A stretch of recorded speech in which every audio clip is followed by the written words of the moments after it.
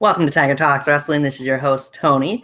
Today, I have a guest that I'm sure a lot of people will be more than happy to see on here. He is the current BTW World Heavyweight Champion, keep it PG himself, Kevin Shaw. How you doing, Tony? Hey, Kevin.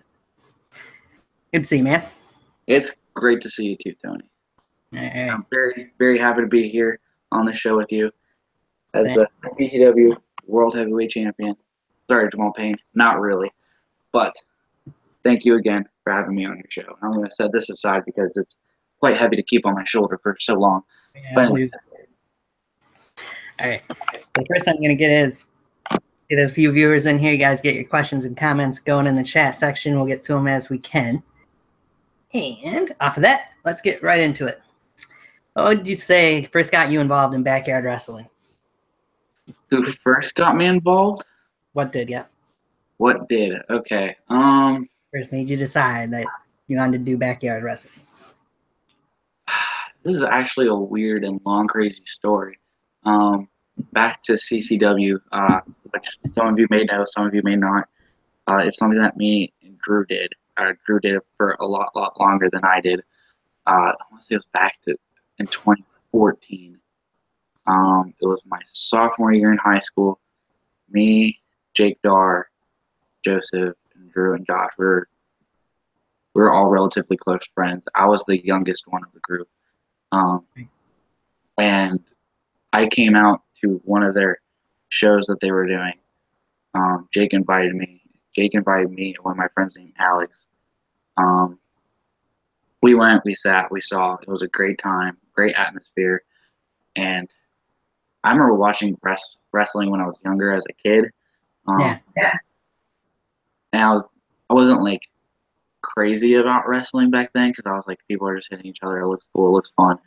But I was never, die hard into the stories and all the multiple personalities and characters. Just because I guess for me when I was younger, I didn't really understand everything behind wrestling. But then after getting into it, talking more with Drew and Jake, just learning more about it. So I guess you could say you would have to thank Drew. I would say thank Jake too, but Jake really isn't involved with backyard wrestling anymore. So you would just have to say thank Drew Gotcha. for kind of putting me into backyard wrestling, which Drew, I love you for. Love you to death. Thank you. But yeah, I would say just him inviting me to the one show that they had in CCW, and then I would have to thank Tyler and Zach and Aaron Ecstatic for being like, hey, bring Kevin on to VTW for a Christmas Chaos filming back in 2014. And then they were the ones who recommended that I came to First Best in the Yard. So, I mean, it's BTW and CCW. CCW, I'm sorry, it's not a thing anymore. BTW is a great thing. So, again, mostly just thank Drew for being like, Kevin looks cool. We got to bring him along. Right. Anyway, who would you say were some influences you might have had from wrestling that when you were growing up? You can never go. This is hard because I was whenever I was a kid, I was very in and out. I guess whenever I started really diving in and started getting really, really emotional into it was when Daniel Bryan was having that issue with the Authority, Randy Orton, and all of that. And I guess you could say Daniel Bryan was kind of the motivation for me because he was like the true underdog. He was so close every time. The B+ star, which when you watch him, he's more of an A+. But you just have people who are standing above you, you're just so close. You're just almost there. You're just so close. I guess I really started diving in whenever it was Daniel Bryan, the Authority, Randy Orton, and all of that. But I guess whenever I was younger, I remember watching The Undertaker, Batista, Triple H, and all of them. Edge, all those really, really cool guys, more talented, more gruesome wrestling, I guess you could say, because they are in the PG area, WWE. Thank you for the PG era. Right. So I get into the first question here from the chat room. It comes from J Joker Designs, actually. What is the best thing about America? What is the best thing about America? I figured you would ask something like that. I'm surprised you didn't ask me about my logos. The best thing about America, man, there's a lot of really, really cool things when it comes to America, and it's unfortunate that we're in a really tough time right now. But I guess for me, I've traveled to other third world countries, so I've seen where other countries are not so well firsthand. I would say just the amount of freedom that we have is a great thing, because I've gone to other countries where if you say something, you're done, you're gone, you're done. You do one thing, you're done. And just the amount of I'm trying to think of the right word, because I don't want to just say the amount of things or stuff that we have, even though we do have a great amount of variety of things. Like I've been to, I've been to Haiti, where the little kids were just excited to see a tennis ball. For Christmas, I got a phone. Like, Right. we get a lot of things in life for granted. So America is great for the freedom and just for the amount of opportunities that we can have, and even the education. Love-hate relationship with college right now. I feel you've been there. All right. Big Time Mike actually had a question for you as well. It's actually a couple questions he put on there. From your time in CCW to now as the BTW World Heavyweight Champion, how do you feel like you have grown? Man,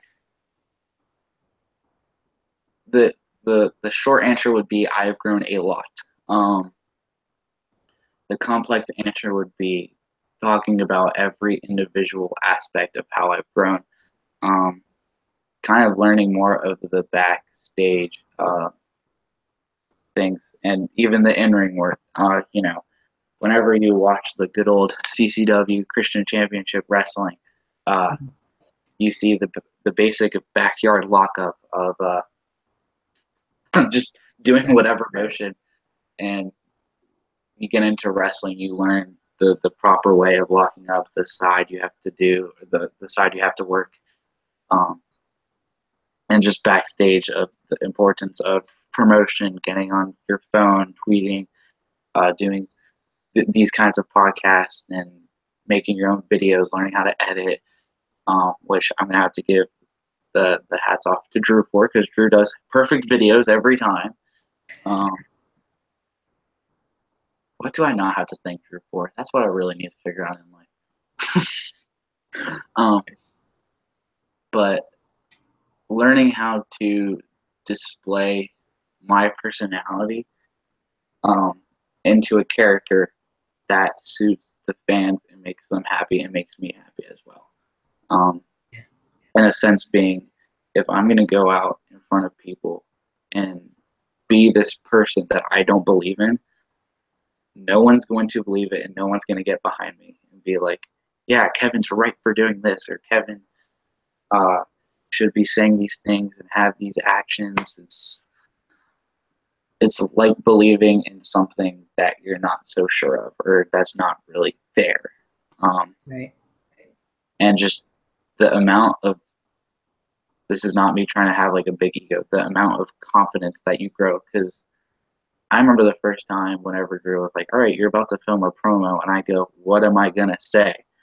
Like, someone give me lines, and he was just like, Kevin, he was like, say whatever you feel like is right for you. Yeah. And now just being able to stand behind a camera and say what I want to say and have meaning behind it, instead of it's just words. Putting more meaning into things. But the amount of growth that I've had from starting in CCW to now being a world heavyweight champion in BTW is just a great amount, in my opinion. So yeah, man, Mike, you're hitting me with these really tough questions right now, trying to get me emotional too. His second part question for that was, what about that purple steak? What about what? Purple steak. Purple steak. Oh my gosh. This is not my purple steak, Mike. I'm not making a steak. Oh, geez. We were in Alabama, and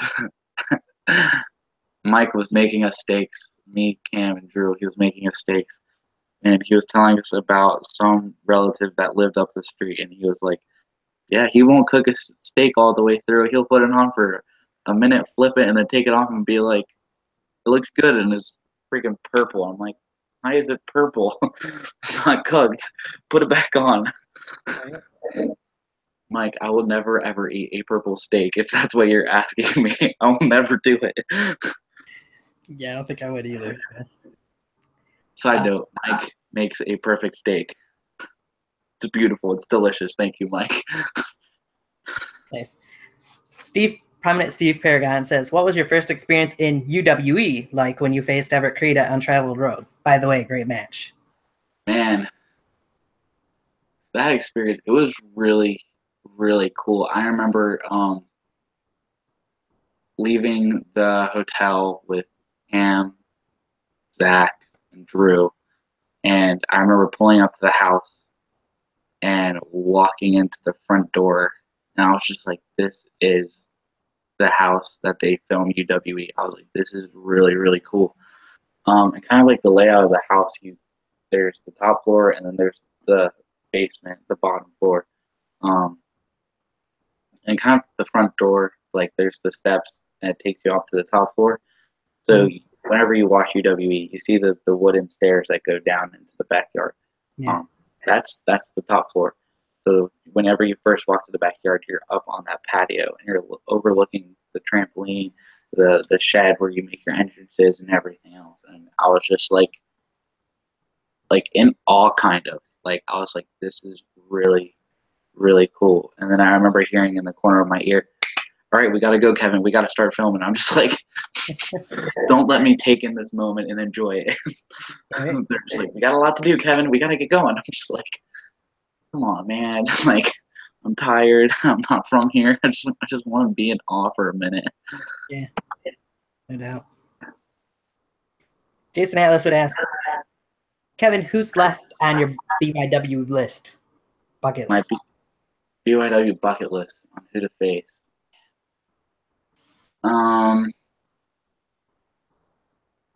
I would like to face Casey James. I would like to face Adam Anderson. This is the guys I'm about to list is mostly DBW guys. I would like to face. I would actually really like to face Mr. Judgment one day. I do also want to match with Dirty to Chico. I do want to match with Jason Atlas. And everyone wants to face the KBW stars, so I'm not even going to say the names. I would love, I'm just going to say it real quick. I would love to face Cage and AK-47. I would say Mike again, but we've already done it 3 times. Sure. If we can fit it into our schedule, Mike, we can do it again.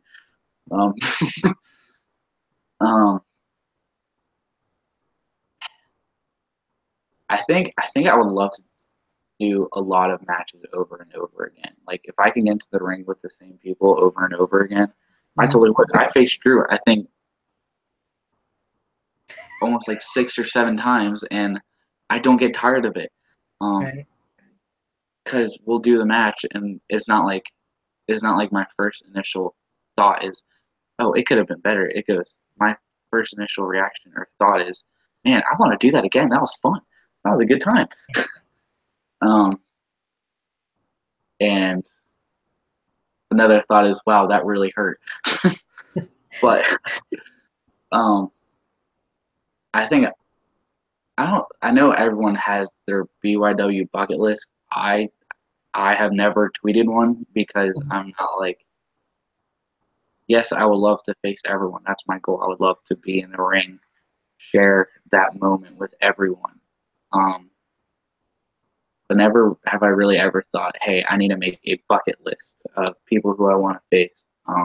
I just hope the moment comes with everyone that I can share the ring with them, and have that moment with them. Yeah.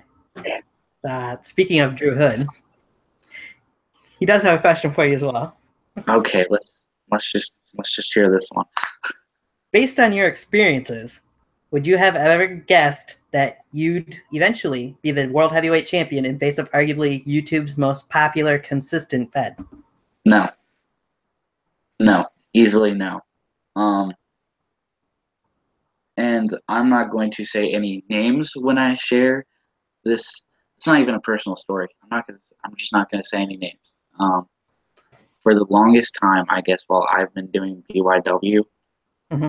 why I went with the underdog gimmick was because at the beginning, a lot of people did not like me. Not in a sense they did not like Kevin. They did not like how I stood behind a camera, how I got into the ring, how I would wrestle or anything.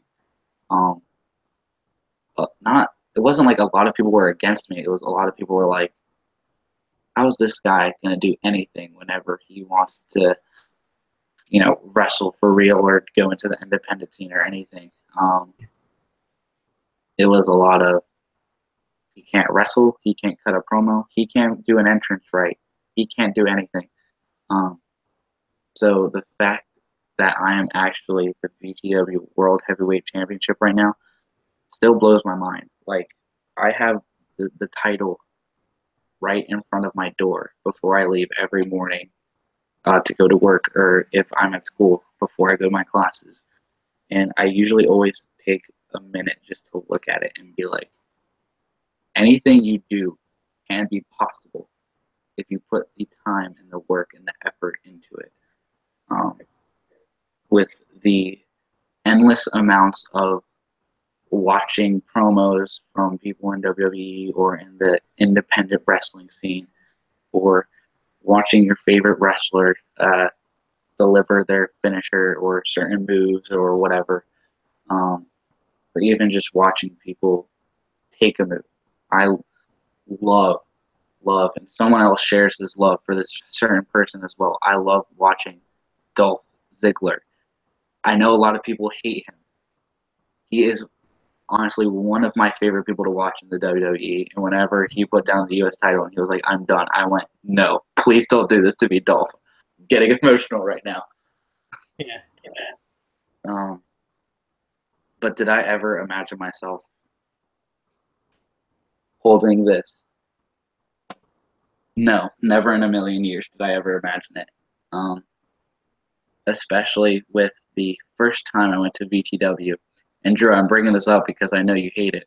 Um, just to get even with you for this question, the first time I went to VTW, I was still a official CCW member.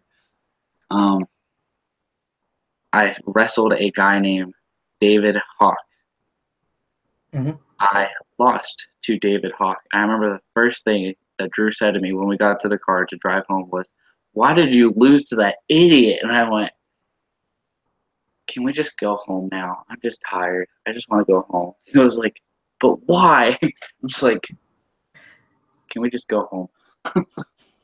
Nice. All right. Bunch of questions in here. I might not get to all of them, but we'll try to catch them all. Mike Like, would also go on to ask,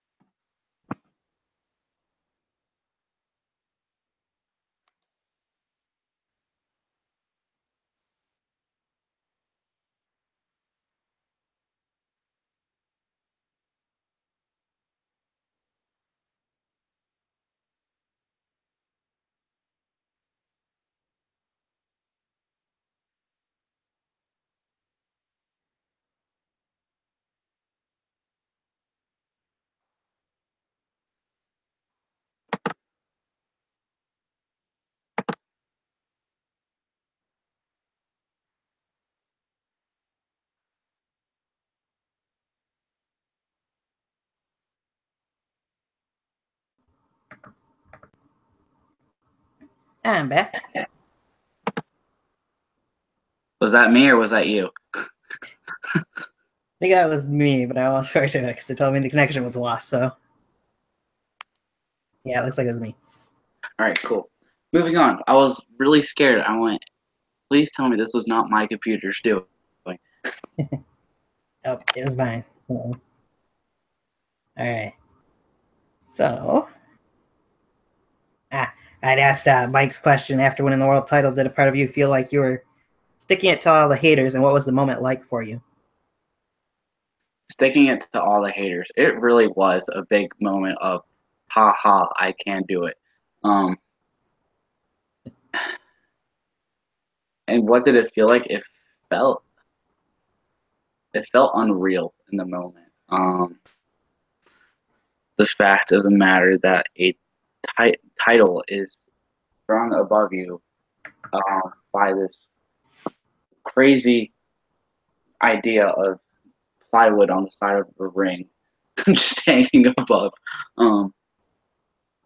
But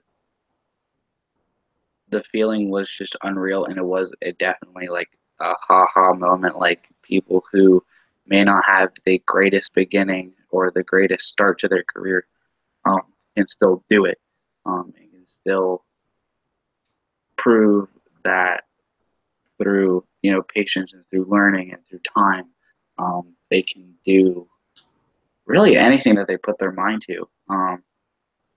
Right. And for the people who are sitting here and are going, when am I going to get my turn? When am I going to get my shot? When am I going to kind of like stick it to the man kind of feeling? You will get your time. You may not feel like it's now. You may not feel like it's soon. It's fine. I waited 3 years for my moment. Sure. And it kind of made the moment feel better because it wasn't, right when it wasn't like right in the first year and it was like, okay, cool, I did it. To this day, I still feel the, haha, I did it. Okay, this is fantastic. Like, what's next? What am I going to do? Yeah. And I know sometimes it may not come off as that. It's because I'm not a person where I'm just like, I'll message people and be like, haha, I'm champ, you're not. Not even like that, but even to the people who are like, can Kevin really do this? I'm not texting them now going, haha.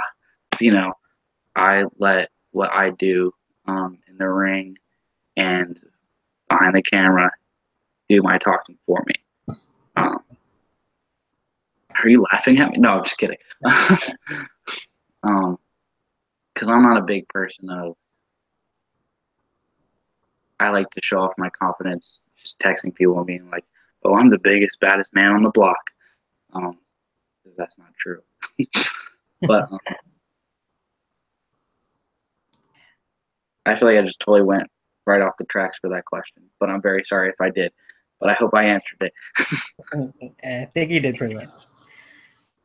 Drew would ask, at what point in VTW did you feel like you broke through that glass ceiling creative had tried to place over your head? Personally, for him, he thought your rivalry with Big Time Mike was that point. I would definitely agree. Man,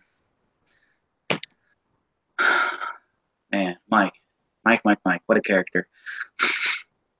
I would say the time of working with Mike behind the camera or in front of the camera, it was a lot of guidance. It was a lot of teaching. Whether Mike will say, yes, I taught Kevin this, or nah, Kevin already knew that. A lot of the understanding of how to make a crowd react or to feel some kind of way was kind of taught to me through the experience with Mike. Like, I don't think I've ever seen a crowd in such awe before. Whenever he grabbed me by the hair at the very end of Turbulence last year, and my face was just downright covered in blood. Right. And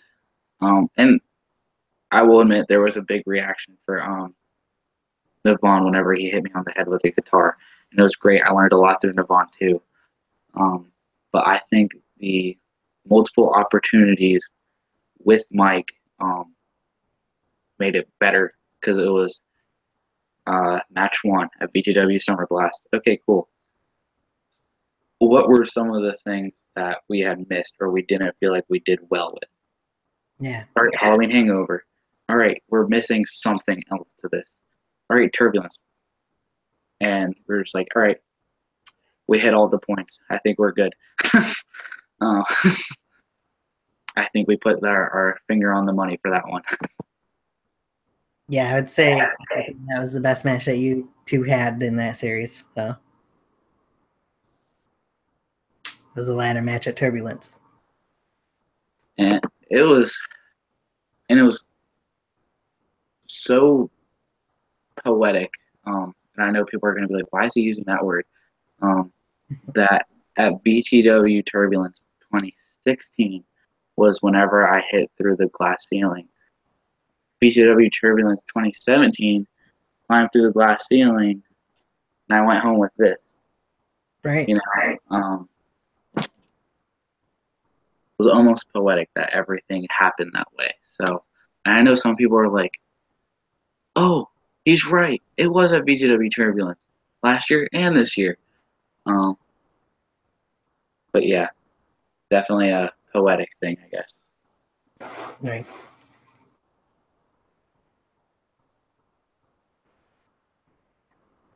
So D-Lox in the chat room says shock chemistry. So there was this time, and this was back whenever we were in the trampoline. I cannot tell you which vindication it was. I want to say it was the vindication leading in. No, it wasn't Christmas Chaos. Leading into Turbulence, maybe. I can't remember. If I find it, I'm gonna put it on Twitter just because D-Lock had brought it up. But we kept trying to go for the lockup and the whole like test of strength and all of that. I want to say whenever we got to the test of strength, we're both about to like grab hands, and I kid you not, I have never been shocked so badly in my life. And then we were like, all right, that was weird. So we took like a step back and we were like, this was really weird. All right, we're gonna try it again. And I kid you not, the second time I think it got worse. Like I saw sparks in between our fingers, and I was like, this is stupid. I think I ran into him and I just hit him, or he hit me, and I was just like, I was like, that was the most painful experience of my life. Yeah. And then I remember the first day we got the ring, we were doing training. Me and him rolled into the ring, and we pretty much did the exact same thing. We were about to practice, train, and all that. We were excited, got in, and we were just like, this is stupid. Like, we can't ever get into the ring with each other and not like shock the living mess out of one another. Because we would just shock each other, and our hair would start like slowly just starting to go up because all the electricity was just going back and forth.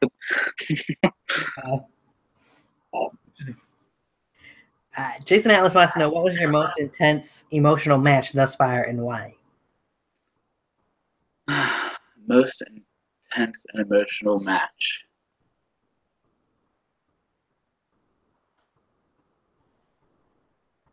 I would have to say there's two, and I've already brought up the two. One being the BTW Turbulence last year, and then the most recent one. The one last year, for the sake of punching through the glass ceiling, and it was really, really intense. For the sake of, it was big time Mike. It was really, really intense. It was really, really painful. Which I have nothing against Mike. I love him to death. Great guy. And then I would have to say the BTW Turbulence. This this year was more of the emotional one.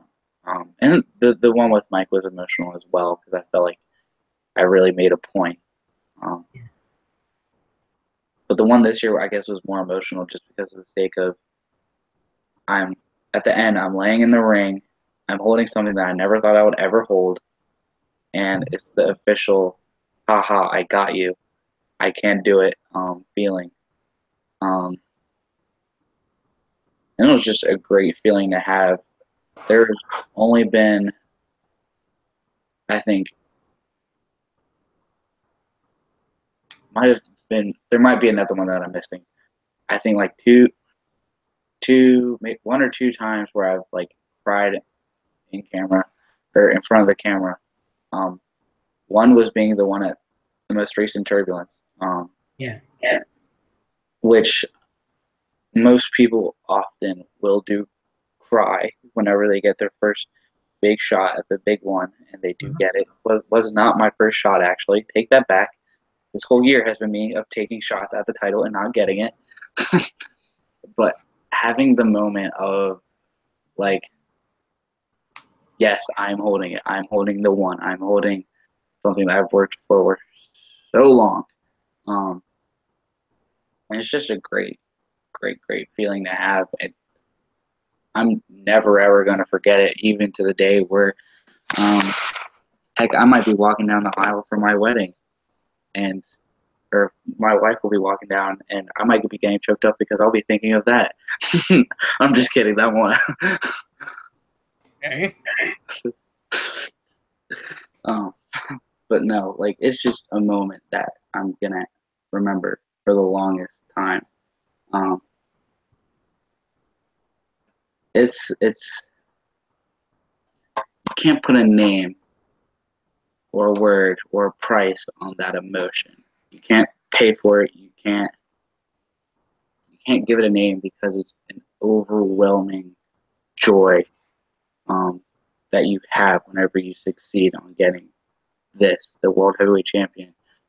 Whether it's in your own promotion or the one day where some people will go to the Indies and they get the title for their company, or if they make it to the WWE main roster and they get the WWE World Heavyweight Champion. It's a feeling that you're just not going to be able to replicate for the first time. Right. I gotta mention a couple of comments that the guys are making. Jay Joker says Kevin is legit the realist, to which Mike also would respond, Kevin is a superstar, plain and simple. He adapts, he's coachable, and he's always working to better himself and his peers. I love Justin so much. I feel bad because and Tony, I know you would agree because you've asked me to be on here for so long, and I kept pushing it back. Again, I'm very sorry for that. And there's a lot more things that I wish I could do, and a lot more people that I wish I could talk to. Justin is one of them. Justin's probably one of the coolest people. I remember me and Everett and Justin were on a hangout. I think Drew might have been on it too. I don't remember, but whoever else was on it left for some odd reason. Me and Justin were just stuck talking on there. I think it was like the first time me and him ever had a conversation. And we were just like, so do we hang up or do we talk? He goes, no, Kevin. He goes, like, tell me a little bit about yourself. And we kept going back and forth. And at some point he kept telling me the weirdest things about him. And I just loved it to death because I'm like, cool, finally. I'm not the only weird person in this world. Interesting. Yeah, I'll get into what Atlas had to say in a minute. But I want to get into a couple matches that you've had over the last few years. What was your experience like in being at the first Best in the Yard going against Aaron Jones in that ladder match? My first experience at Best in the Yard with Aaron Jones, man. Wow.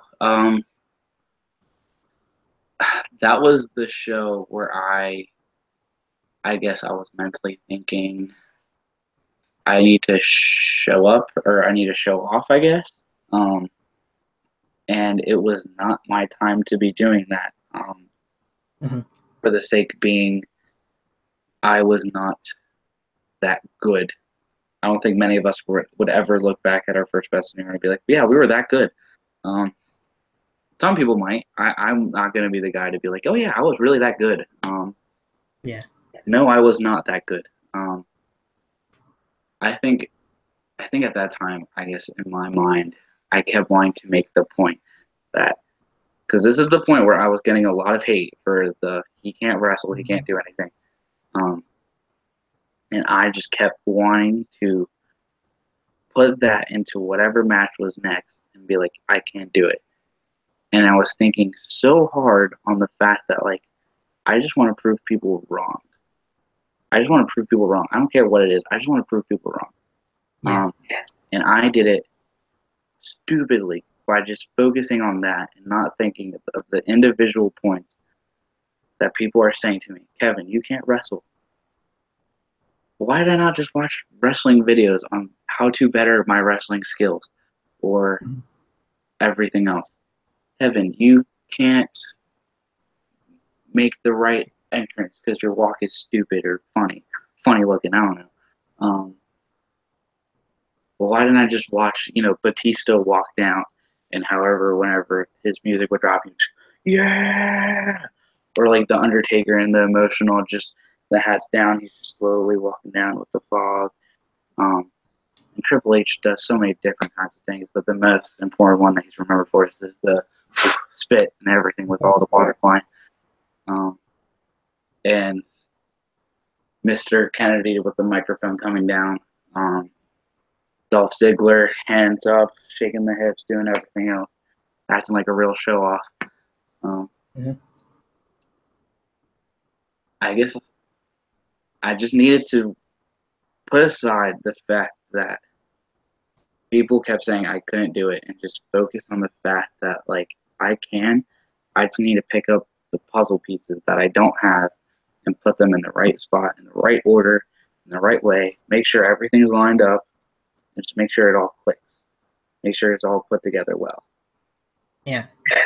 And I just had that big thought instead of just picking up the puzzle pieces. I just made it so complicated and made it take so much longer. But I'm so happy I did, because that's who it made me who I am today. And I will never forget the struggle of years and years and years ago when I just couldn't do anything because I just wanted to prove people wrong. But yeah, Aaron, man, cool guy. But the first best in yard feeling, it was really, really cool. And I'm thankful that it was with Aaron, because if I were to have wrestled someone else where they were so much better, and Aaron was better than me at this point, I think I would have just gone out there and I would have just looked like the dumbest guy on the block trying to act all cool and whatnot when I can't do squat. Yeah. Okay. So we're going to move in from that. Let's go into Best in the Yard 2. First of all, what made you decide to call out Noam Macdonald to challenge him to a match at Best in the Yard 2? One of my good friends, Hammer Jackson, brought it to my attention that there was another federation out there. There's always federations everywhere. Yes. But Cameron was like, there is this federation, VW at the time, where they've heard about VGW. I'm good friends with them. He was like, it would be easy for just for the show if you were to ask someone from their programming. He was like, because we can easily make out rides and everything else work. And at first I was like, man, Cameron, I really don't know. Like, I don't know them. Like, it's not like the guys from UWE or APW where we've already met. I don't know how I'm going to feel about, meeting the stranger for the first time and just wrestling with them. And then I got into watching their content, watching their show. Great program, great show. And Cameron always told me a little bit about Nabon and how he was the GM, the owner of BW and everything else. And it wasn't like I was gonna pick either the champion, the world heavyweight champion at the time, or I was going to pick the GM, because those two things shouldn't decide why I would want to wrestle them. I would just want to wrestle someone who I feel comfortable being in the ring with, and who I feel like has a good characteristics and good personality, and can play a good persona and a good role in a match. And Devon just kind of just hit most of the things I was looking for. He seemed like a good person. Me and him talked a couple of times, mostly just through text. And then I think the first time we ever like picked up our phones or we were FaceTiming, I remember just sitting there and we were like, in my head, I was like, yeah, this is going to be like a quick 10-minute conversation. And then it ended up being like an hour and a half. And, I'm telling him about some of my personal family business. And I'm just like, what am I doing? And Devon was doing the same thing. We were just both getting really, not emotional, really personal, really, really fast. And it's nice knowing that there are other people that you can open up to, whether, it's over the phone or just something, text. But even I'm not a person who's ever going to share my personal business over text. That's just me. I never will. So I'm sorry if someone messaged me after this and goes, what was the family business? You have to call me to get that information. And I'm not leaving my phone number on here either. Right. Man, Devon, one cool dude, one great guy. I'm glad I got to share the best in the R2 with him. He's one weird man, though. He's one weird guy. So off of that, Jason Atlas had mentioned that El Kabong was one of the worst ones I had ever seen. I literally cringed in the audience. I thought you were really out. No, yeah.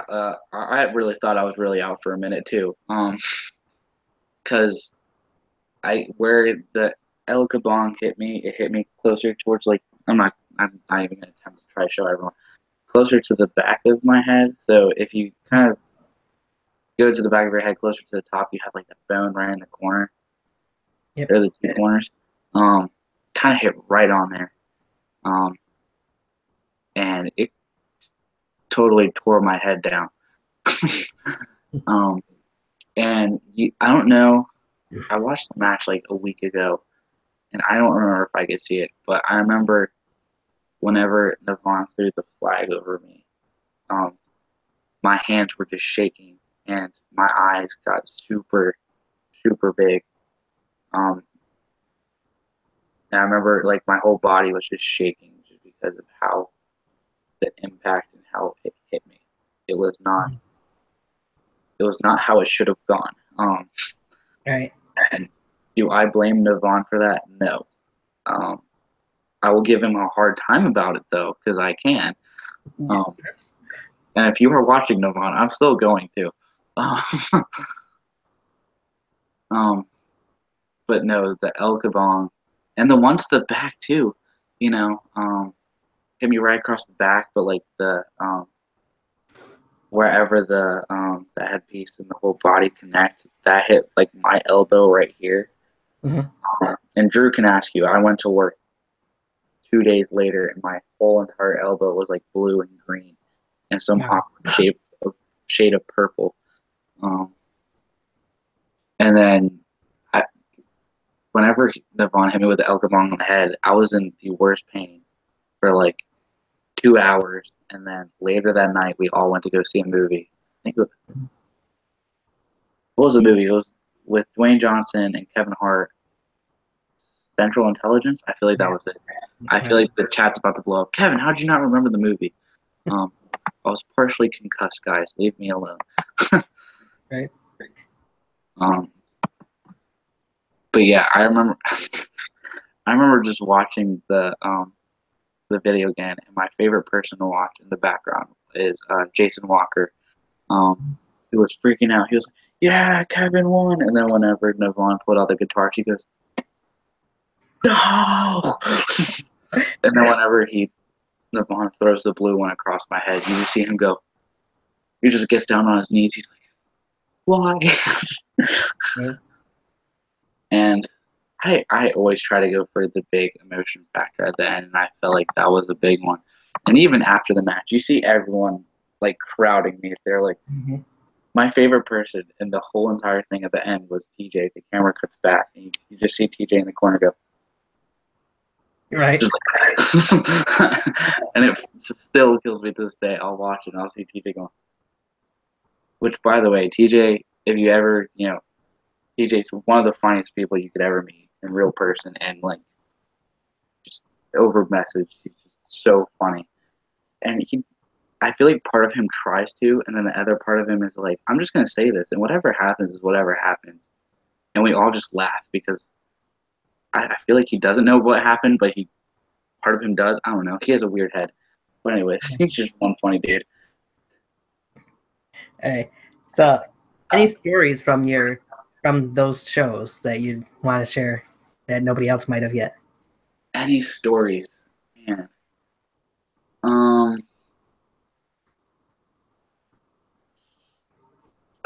From Best in the Yard 1, I unfortunately do not have any stories because I was literally only there for the day, and then I left that night. The first time we're all meeting everyone, I leave that night. I think I had like some family trip I was gonna go do or something. So my parents were like, Kevin, you can only go for the day, but we expect you back later that night. And I was like, okay, cool, whatever. Best in the Yard 2, it was a whole weekend. I'm just gonna tell you this one just because this one's my favorite, and I felt so bad, but it was so funny too at the moment. So me and Drew, again, I don't know if I've said this yet, but me and Drew work at the exact same place. We work at a sports camp for kids, pretty much. And Drew asked off specifically. It might have been Friday as well, but Saturday, Sunday, and Monday. Monday we were gonna have like a hanging out day. But Saturday and Sunday he already had off. That Monday morning, Drew has this weird, not weird. He has this email, and it's your work. It was we always got all of our like scheduling via email, and it's Drew coming in at 4 p.m. that Monday. And I remember Drew just waking up. He goes, "Oh, stupid place won't look at the stupid calendar and check when I don't want to come in and look at my days off, blah, blah, blah, blah, blah." And I just remember him he had to do something. I think he might have had to do a promo or something with someone. So I remember he did the promo. He just threw all the stuff in the car. We hop in the car and we're driving home. And he's just like, stupid work, asking me to stupid comment, blah, blah, blah, blah, blah. It's so stupid. He did not say stupid. I'm just keeping it PG. But anyways. Right. He's stupid this, stupid that. He's just like, man, this stinks. He was like, I just wanted to hang out and chill. Yeah. Sounds about right. And I tell you what, Navon, he's the biggest fan for Chick-fil-A. So if anyone ever gets the chance to hang out with Navon, just take him to Chick-fil-A. He'll appreciate you, especially if you just buy it for him. He'll just come up to you and be like, oh, thank you. Oh, you've done a blessing for me. Yeah. So just do the good deed and just buy Navon Macdonald at the Chick-fil-A sandwich, the #1 with medium fries and whatever he wants to drink that day. There you go. That man's made. Let's move into some matches from this year. First one, let's talk about from Fury this year. Your Gremlin City street fight with Cam. Oh gosh. The Gremlin City street fight with Cam I think it was a good thing for me. Personally, just because that was the first quote unquote match for me in a real wrestling ring. And Cam is already really well trained when it comes to being in a wrestling ring. In his extra time, whenever he was in New Jersey, he was being trained to one day hopefully become the independent wrestling star. So I asked him whenever we were even getting the ring, I was like, will you be my first opponent? That way I feel comfortable getting into the ring, because I was like, I don't want to wrestle someone my first time in a wrestling ring, and it looks stupid because the person doesn't know what they're doing. I don't know what they're doing. I was like, I just want to feel confident and make sure I know that I'm being helped in the right way for my first match. And we were building. We're having these emotions. We're having these tensions. And Cam goes, yeah, we're going to have a Gremlin City street fight because it's a really intense build. So we're just going to go at it. We're just going to hit each other with chairs, tables, and everything else. It's going to be a good time. And I remember at first, I was like, it seems really cool. And then my second thought was, Kevin, you're really stupid. Why are you agreeing to this? Right. Because a street fight is a street fight. A Gremlin City street fight with Cameron Jackson, it is his ground. It is his rules. He knows the ins and outs of the Gremlin City street fight, which is there are no rules. Right. And it was a big step up for me. Even Kevin Shaw was just the fact of I'm stepping into someone else's. Sorry, Roman Reigns. I'm stepping into someone else's yard, stepping into their stomping ground.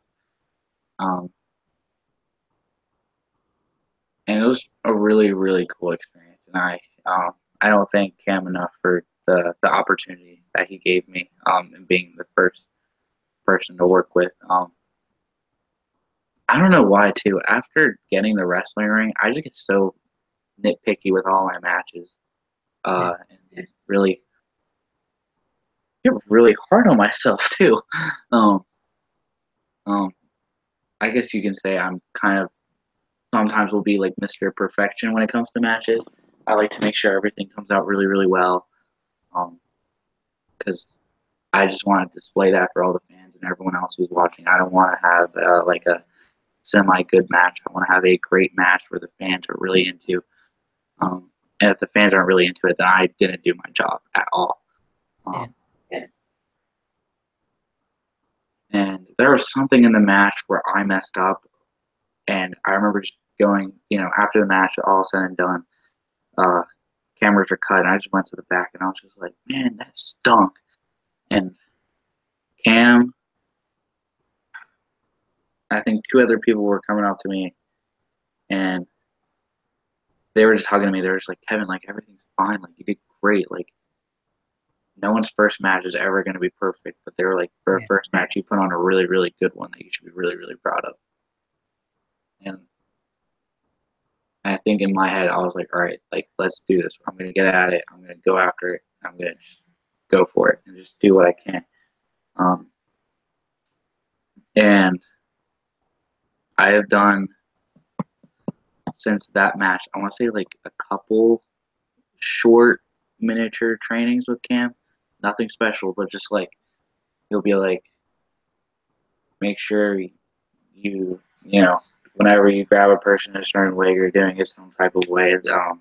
For like, we'll do that for like 10 minutes. And then if you look at the BTW Twitter, you have the BTW Academy account. Not the BTW Academy account, but about the BTW Academy, it's me and Cam in a corner, and you see Matt and then another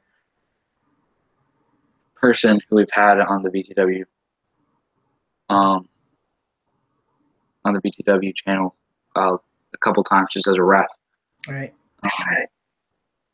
And it's cool to see where I've grown, because it used to be I was always having to be trained, and now I'm helping Cam train other people to be part of BTW and do something great.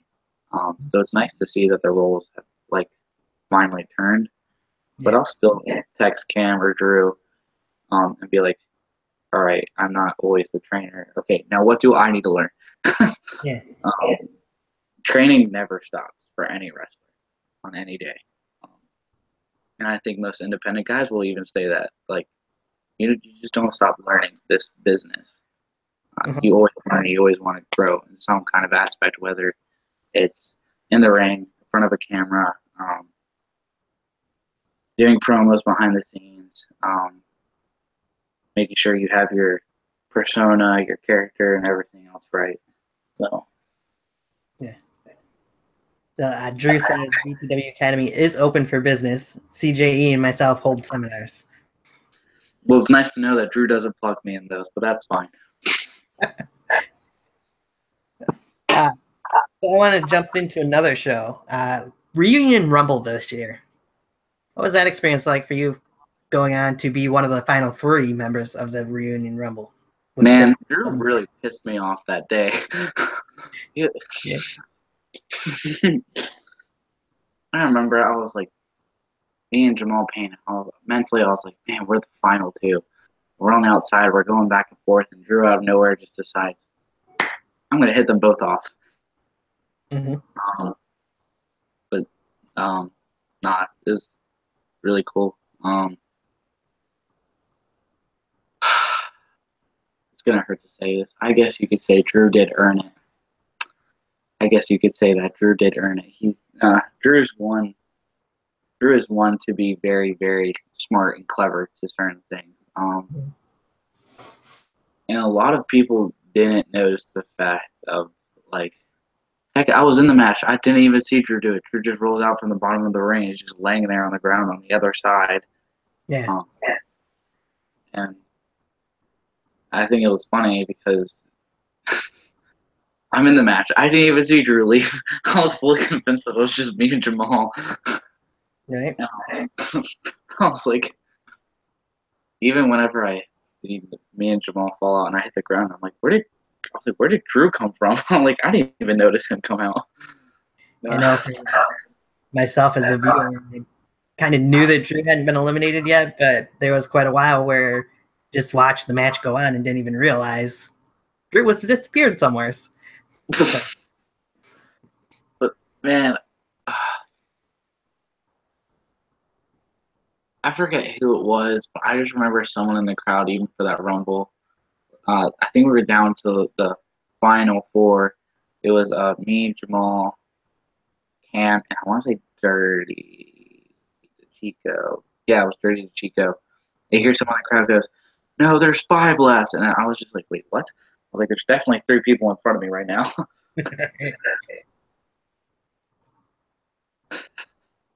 Yeah, so stupid. So, what was your opinion of you guys actually having 30 guys in that Reunion Rumble match this year? And it was one hectic day. Let me tell you.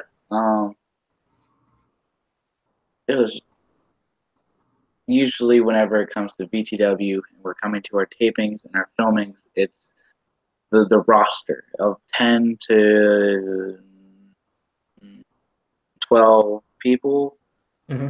Sometimes it's a little bit more, sometimes it's a little bit less, just depending on the day and everyone's schedule.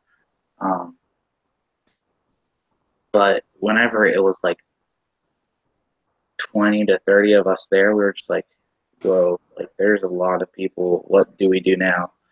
And I will give, again, I'm going to stop saying Drew's name at some point. I'm just going to, take in a thread somewhere. I give my props to Drew again for being the boss to get things done. You'll see something it's not even that it's not right. It's just like, all right, we need to keep going with this day. We need to keep getting stuff done. We need to keep having matches. We need to keep, promoting things on Twitter. We need to keep doing this. And he's kind of the guy where there's 2 things Drew will do. He will either A, pick up everything and start doing it and be like, all right, you guys have 2 seconds to get your stuff together and just get going. Or he will B, sit in the corner and just sit there. And I'll come right beside him. I'm like, what's wrong? He's like, he'll sit there with his look. He'll stroking his beard too. Oh, I'm just waiting for people to get their stuff together, Kevin. Just like usual. No one likes to do anything around here. Nice. Drew did mention, hey, I was the smartest man in BYW that day. Hey, to each their own. And yes, Kevin, you definitely are included in the seminar training. Oh, well, that's nice to know. I'm finally included. I just have to mention it. And after this, I'm sure you know who said this. Shaw, you son of a bitch. Well. You've done absolutely nothing but get better and better since I've met you. and you're just getting started. Question though, your favorite move to hit in a match? Man, my favorite move. It used to be the curb stomp. I love the curb stomp, and I feel bad that Seth Rollins had to get it removed. Because thanks a lot, Vince McMahon. But I love the Blue Thunder Bomb, and I don't know why. I love watching whenever Sammy did it and the past people who have ever hit it.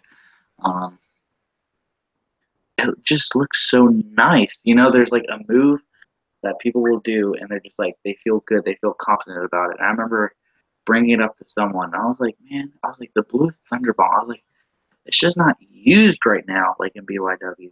And they're like, you should do it. And I was just like, me? I was like, you think I can do it? And they're like, Kevin, you would make it look really, really good. And I was just like, all right, I'll give it a try.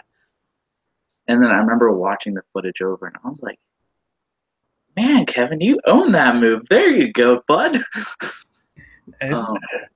It's one of the moves where you feel confident in doing, in a sense of you don't want to just hit a move and like semi-hit it. It's like having the person you want to be in the camera, and you just semi-display this character. No, you want to believe in what you do. And whenever I'm getting ready to do the Blue Thunder Bomb, I'm like, this is it. Like, this is going to be great. This is going to be awesome.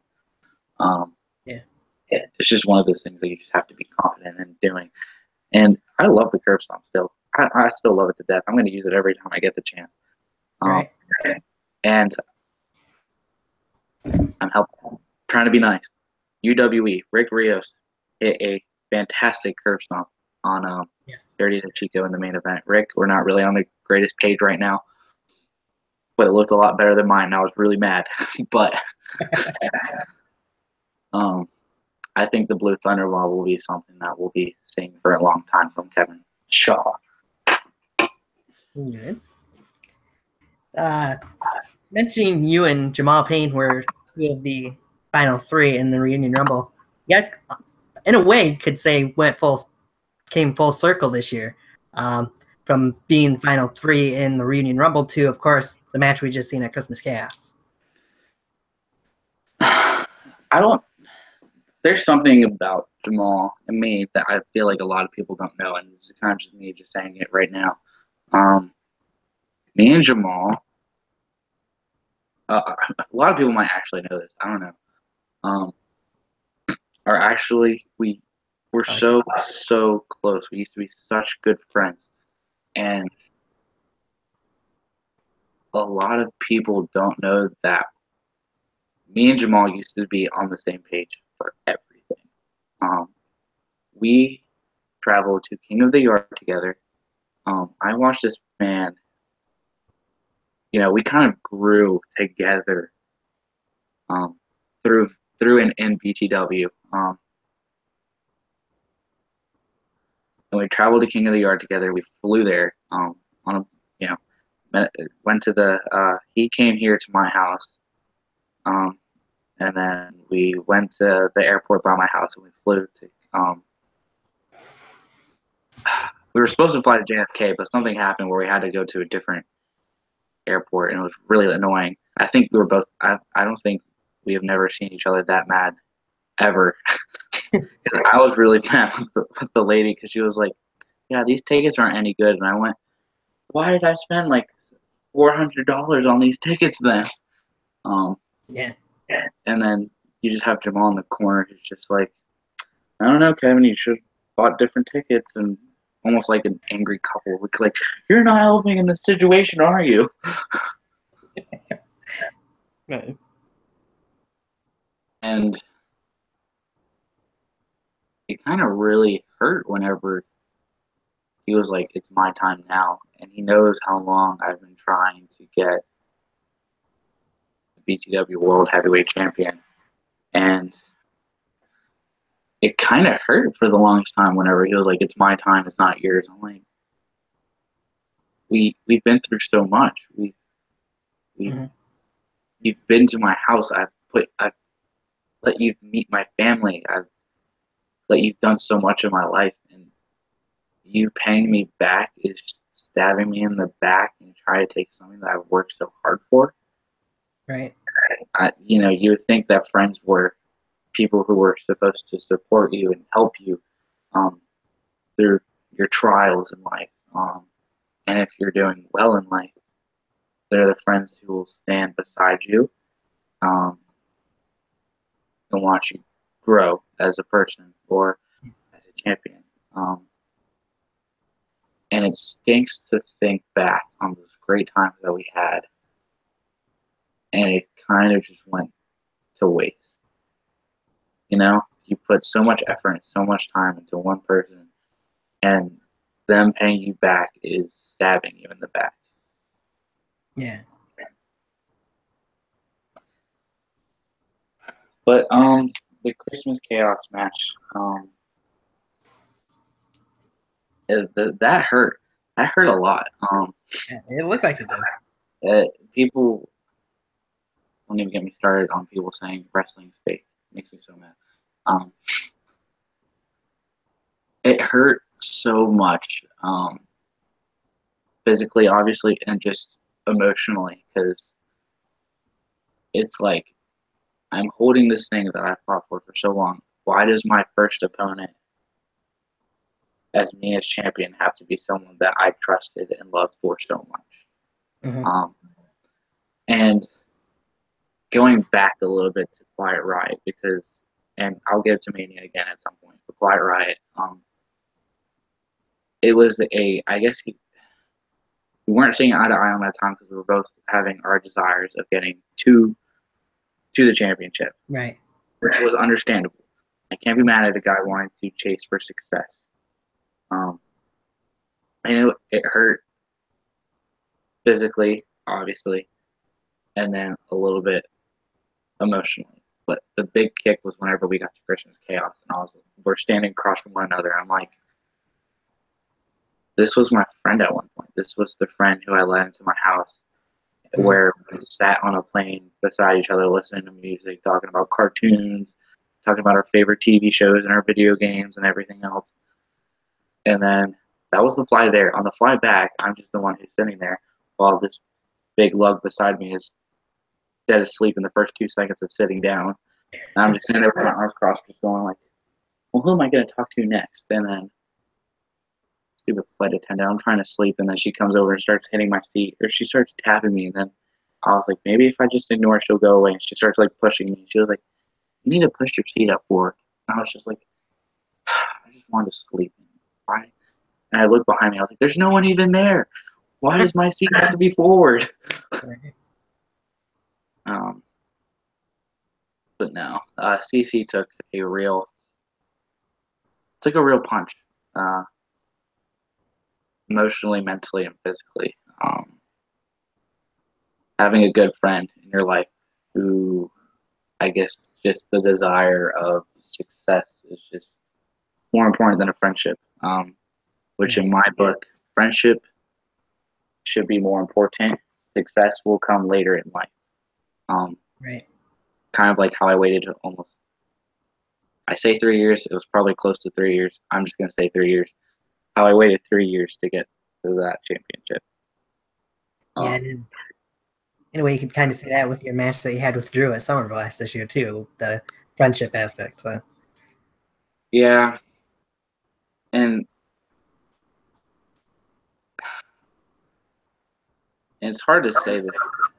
It's not even hard to say this because of Drew.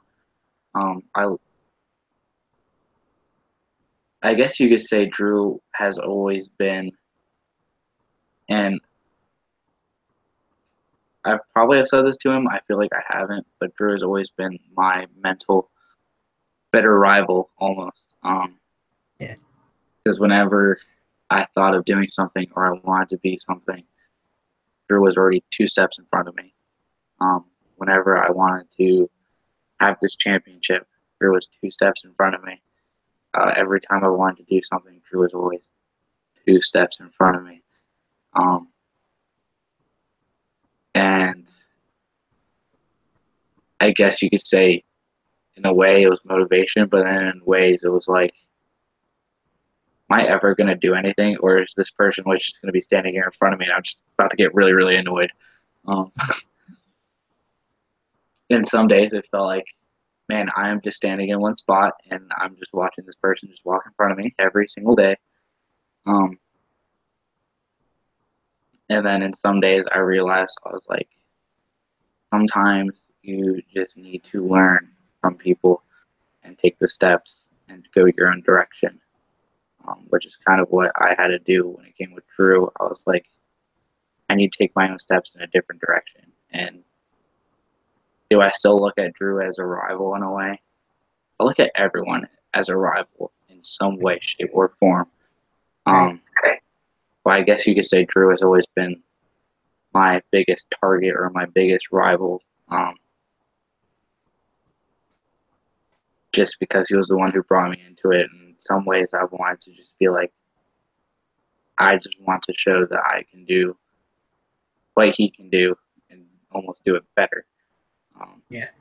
Will I ever be able to do that or say that? Probably not. Would I like to? Yes, but probably not. Gotcha. But that's just because Drew's just one talented guy, and I can't take that away from him. That's true. Drew would say Jamal is a stupid sumbatch indeed, but as I said, it has been full circle for the two of you. It's like seeing Cena and Batista ascend the ladder back in the day, the two young guys aiming for that top spot. Yeah. And Cam actually had another question for you. It says, I've always wondered since your personality update, Kev, because I'm certainly not PG, the last time you dropped an F-bomb. Man, the last time I dropped the F-bomb.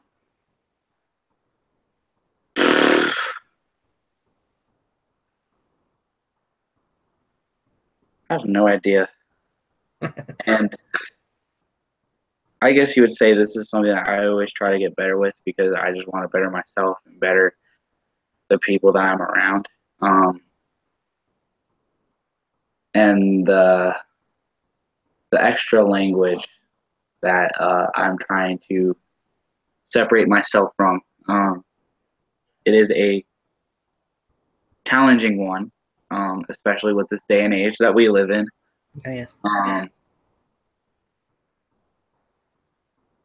time I dropped an F-bomb, I have no idea. I really don't.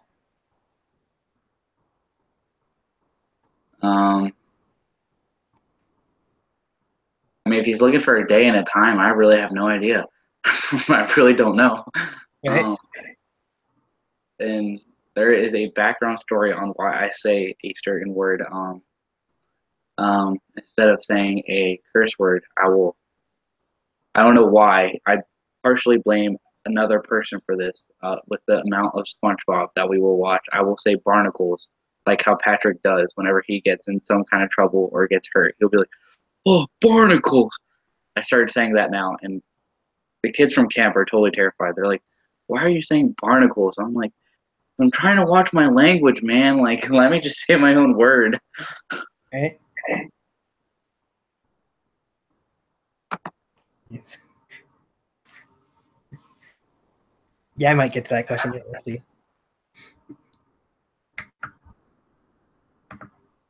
All right.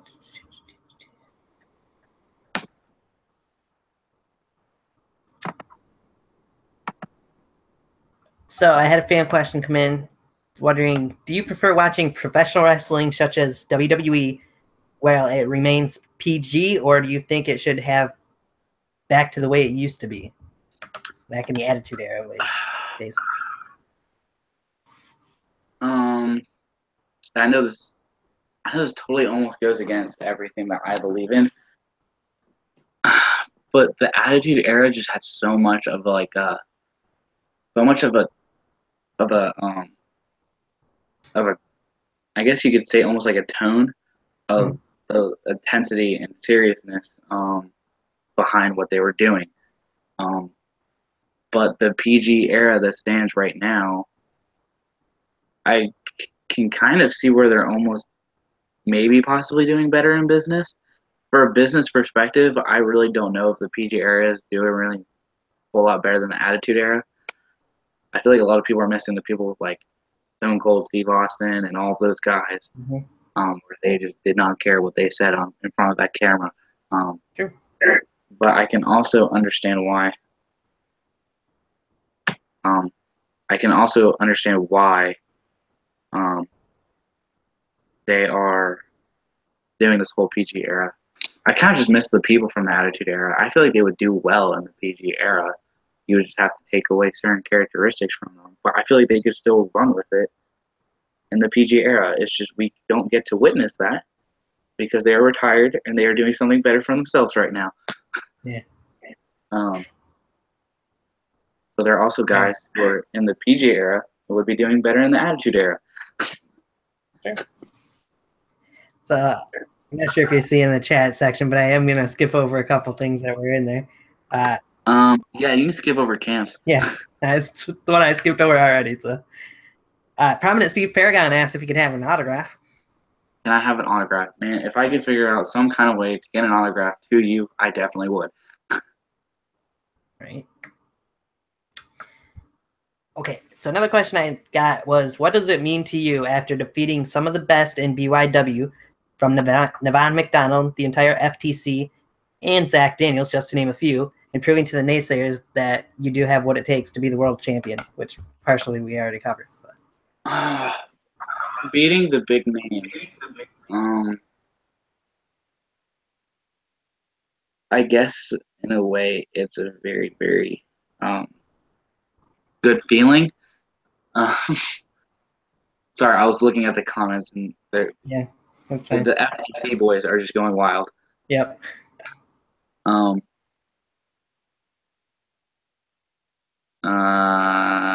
Okay, I'm moving on. Beating the big names.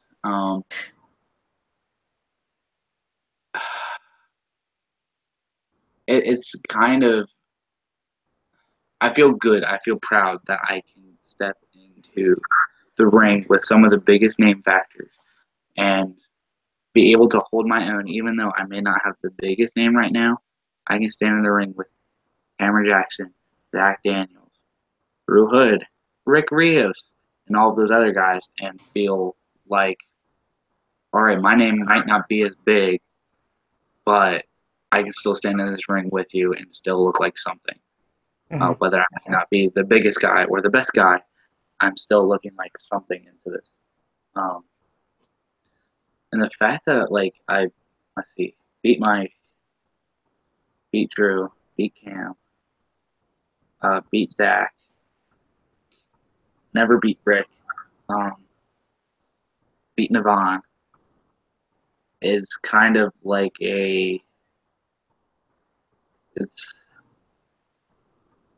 it's another kind of feeling almost. It's not like the title, but you're like, man, I'm just getting one step closer to a big one or a great thing or something spectacular.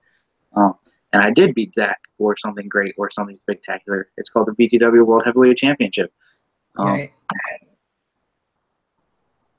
I guess you could just say I feel honored for the fact that I could even share the moments with them.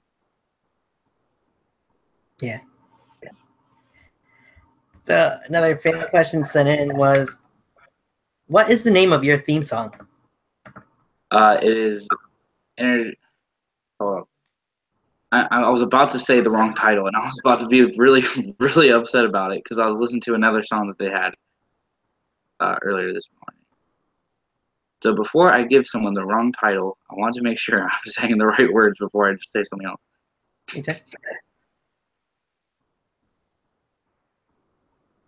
Introduce Species by Hands Like Houses, I believe.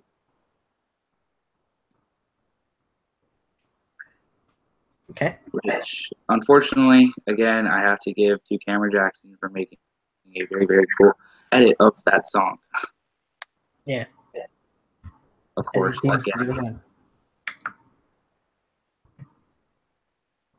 So, what was it like for you to wrestle Rick Rios at King of the Yard? Man, it was something that I've been waiting to do for quite a while. For the reason being, a lot of people talk about Rick Rios in such a great way. And me and Rick, back in 2015, 2015, a little bit of early. No, sorry, I have my dates wrong. 2016, a little bit of early of 2017. Me and him would randomly go back on Messenger and be like, "Hey, I'm gonna kick your butt one day," and he'll be like, "Yeah, no, I'm gonna kick your butt."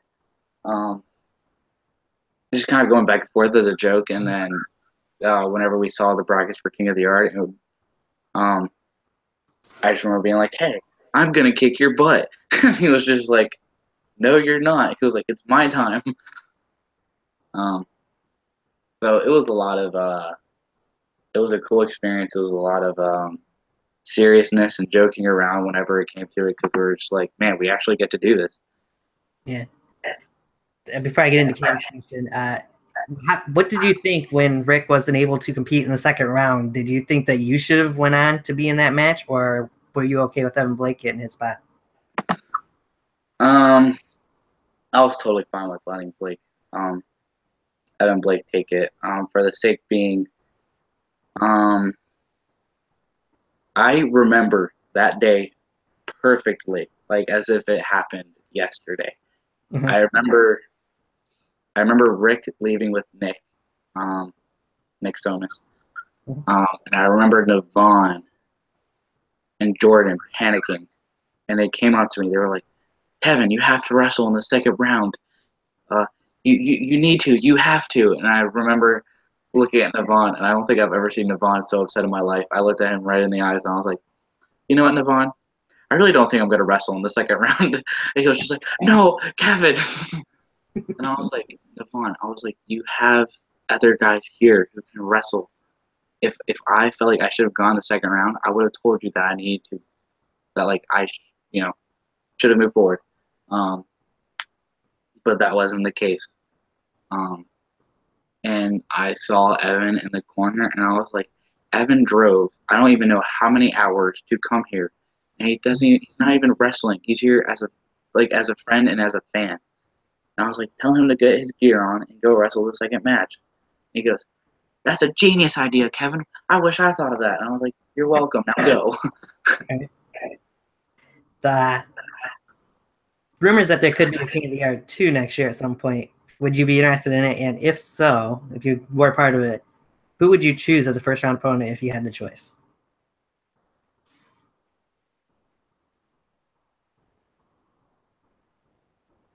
And if I were to go, and who else wants to wrestle in the first round? I really have no idea. I'm not. I feel like there'd be someone who I'd want to just, I guess you could say, take off the bucket list. But there's also people that I would love to do rematches with, just for the sake of I can get one last one with them. Yeah. I guess you could say a good first match would be facing Cameron Jackson after he won the first King of the Yard. And you know what? It would really boost my confidence if I were to be the person who won it last year. Got a trophy and everything. I wish I got a trophy and everything. Well, you got a trophy, just not from King of the Yard. You're right. It's just not from King of the Yard. Right. All right, so I'll get into Cam and Mike's questions here real quick. Cam says, what made you take a different direction as far as actually being yourself on camera, as once before you tried too hard to be what wasn't organic?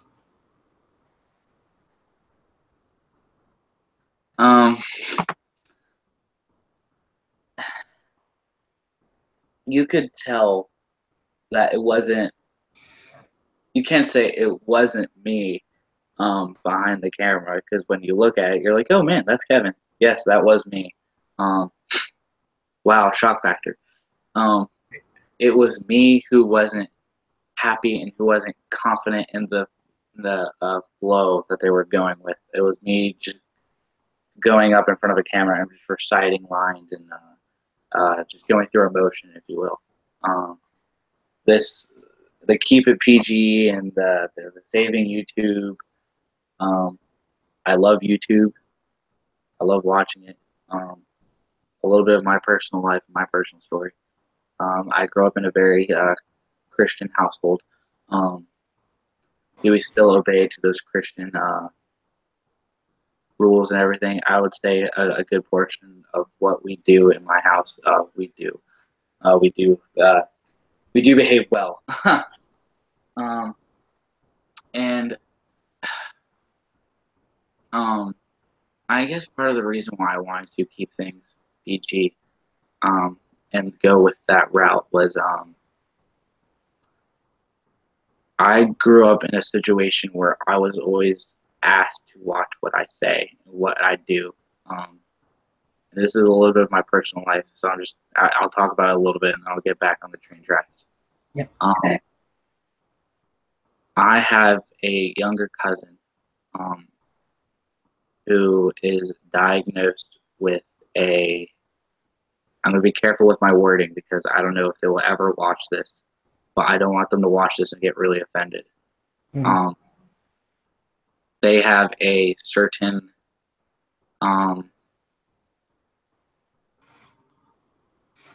disadvantage in life where they are not doing well mentally, emotionally, and socially, and academically.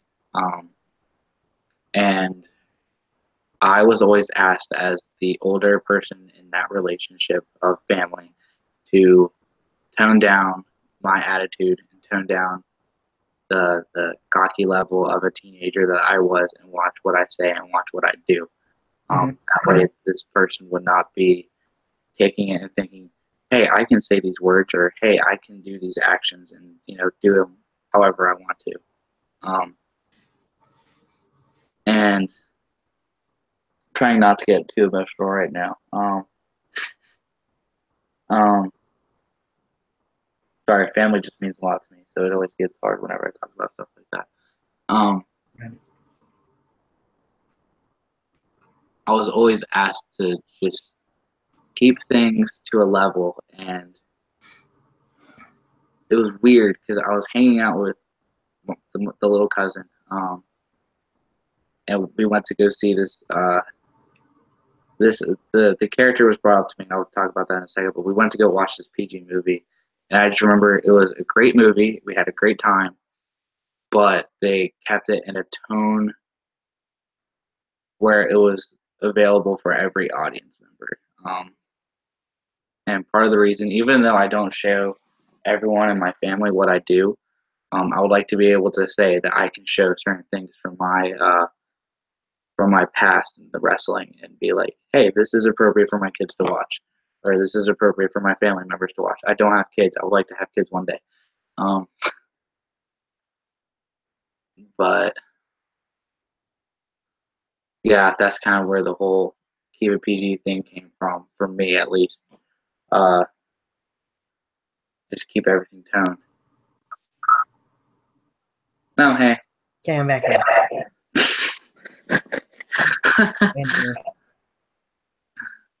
Instead of just waiting, I just kept talking. Okay. That's best anyways, just keep going, so. Go on, dead air. Do you want me to go back through the whole through the whole answer, or we'll just move on to the next question so casually? I will move on so casually.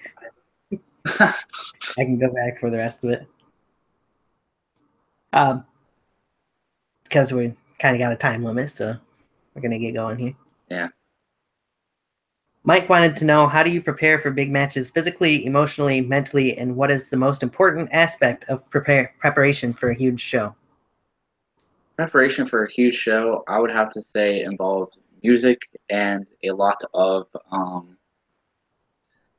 this is not meant to come out weird, but a lot of stretching. I am a person where I do not stretch, I do not do anything or well. And music kind of just it's always been a thing in my life where it kind of set my tone for kind of like almost like the day or anything else. Some people will listen to rap or hip hop before wrestling. Some people will listen to the heaviest metal or the great rock songs. So I guess you could say kind of getting into my own space, my own bubble, and reminding myself over and over again, like, all right, it is almost showtime. All right, you can do this. All right, you have the ability to, while listening to. I kind of listen to a little bit of everything. I just don't listen to country. Sorry for all the fans who are watching. Go, the country's the best thing in the world. I just cannot do country. I'm very sorry. Wait. I'm waiting for the text going, I will get you into a country song. I've gone in that text many times. Never has it worked. I'll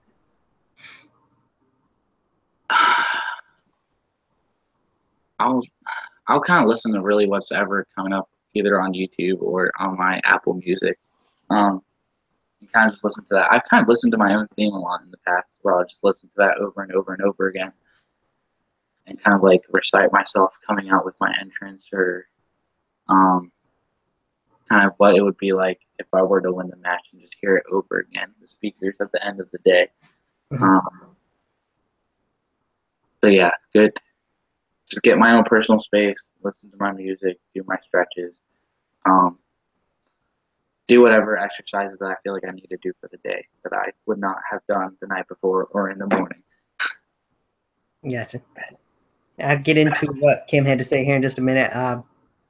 Main thing, I got a few more fan questions that we're going to get to, and we'll talk about BITY 3 here in just a little bit. But all right, cool. Now, I'm going to put you in the hot seat. The question I love to ask everybody. I'm putting you inside an elimination chamber match. Who are the other 5 backyard wrestlers in that match with you? Oh, geez. Who are the other 5?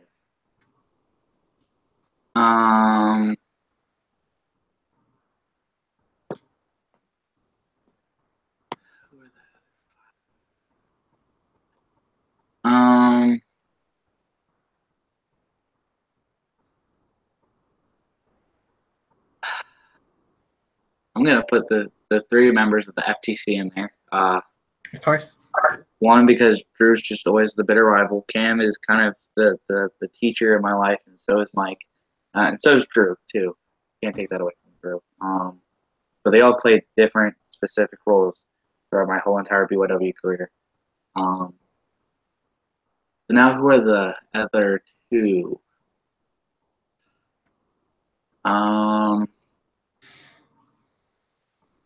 Man, I know if I don't say someone, they're going to get really mad with me, but I really don't feel like saying their name.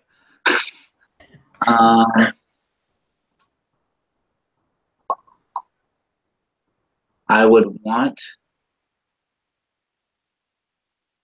this is just for pure factor of my joy just from watching this, I would want Novin in there just to see what Drew would do to Novin again. And then I would like to see, I think, hate this guy, but I can't take away the talent that he has and what he can do. Jamal Payne, for the sake being, Drew is the rival and the leader that I look up to. Jamal is the rival where we're actually physically and mentally just butting heads constantly and wanting to one-up one another. It's not where I'm following Drew and trying to catch up to him. It's me and Jamal Payne are on the same level, and we're both trying to one-up one another. It's like just butting heads instead of, Drew being up here and I'm like trying to catch up to him. But yeah. So Novin, Jamal Payne, and the 3 members of the FTC.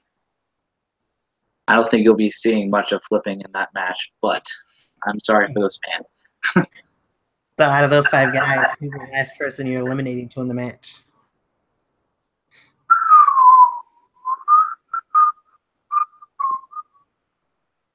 Who's the last one I'm eliminating? I think it would just be good just to eliminate Jamal Payne. For the sake being, yes, me. Like, again, I'm not going to go back through the whole Drew and Jamal leveling and everything, but I feel like it would. I feel like it would finally just show the fact that to Jamal that it is my time, is It is my time. This is sitting with me. You see it, Jamal? It is with me, not with you. I'm the BTW champ. Sorry for the people who just got zoomed in or just got a really good close-up of the BTW champion. It would kind of just be the last thing for me to show Jamal that I am the better one of the two. All right. And off that, winning that match gets you a chance to be in a main event of Best in the Yard. Who would you face there? The main event of Best in the Yard.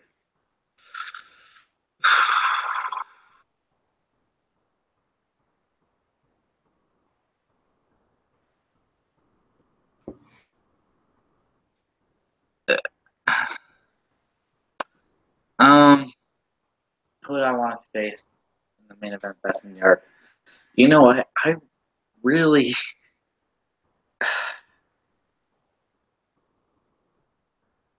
if I have to face someone, this is a match that I've been wanting to do for the longest time, and I'm not a person to really be like, man, really want to face this person, but the one person who I've always gone along with whenever it came to behind the scenes, every time we've seen each other, which is only, I want to say about 3 times, would have to be AK-47. For the sake of being, and I know people are about to be like, oh, he just wants to face a KBW member, blah, blah, blah, blah, blah. No. I guess you could say he was one of the people that I mentioned earlier on the bucket list. And he's one of the guys where every time we've crossed paths, it's always been a good experience between the two of us. Me and him will randomly just go back and forth, texting or other dumb social media like Snapchat or Instagram. And I mean, we've just always have gone along. I don't see why. And I feel like it's a match that other people would enjoy. It hasn't been done before. We haven't done it. Right. It's not me and Mike doing our 4th round. It's not me and Drew doing our 10th round. It's not me and Cam doing our 5th round. Sorry. There's one match that we had that people never saw because it lost in the BTW files. That would be our 5th round. So yeah, it's just something to shake it up a little bit. And I've just, again, me and AK have always gone along whenever we were, crossing paths with one another. Yeah. So I'm going to read what Cam said here real quick. On a serious note, the biggest thing I've always liked about you is your ability to embrace. You don't take much for granted, and you always cherish the moment. It's a reality check for me. Cam, I don't know if you're trying to get me emotional on this camera right now, but just stop.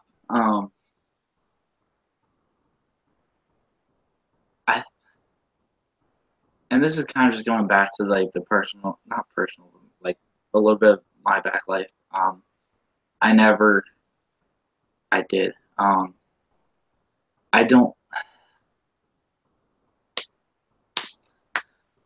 I guess you could say I'm not the most selfish person in the world, and I'm not a person who's like, man, I walk into a scenario and I just want to be the best.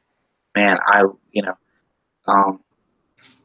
and this is one of the things that bothered me for the longest time whenever I came to BTW, where there were other people who just walked in, and I got really offended. I was actually very, very close to quitting BTW at least a solid 2 times, in 2016 and I think maybe 2015 too, where people would walk in and they would either get the world title shot or they would get the YouTube shot, and I would be like, guys, I've come to every filming. Guys, I drive 2 hours. Guys, I drive 4 hours some days because my college is another hour and a half the other direction. And this is not me, because I know certain people are now going to text me being, oh, Kevin, why didn't you just say so? Or, oh, Kevin, we never meant to offend you. I'm not offended. I don't really care. But, well, at least I'm not offended anymore. I don't care anymore.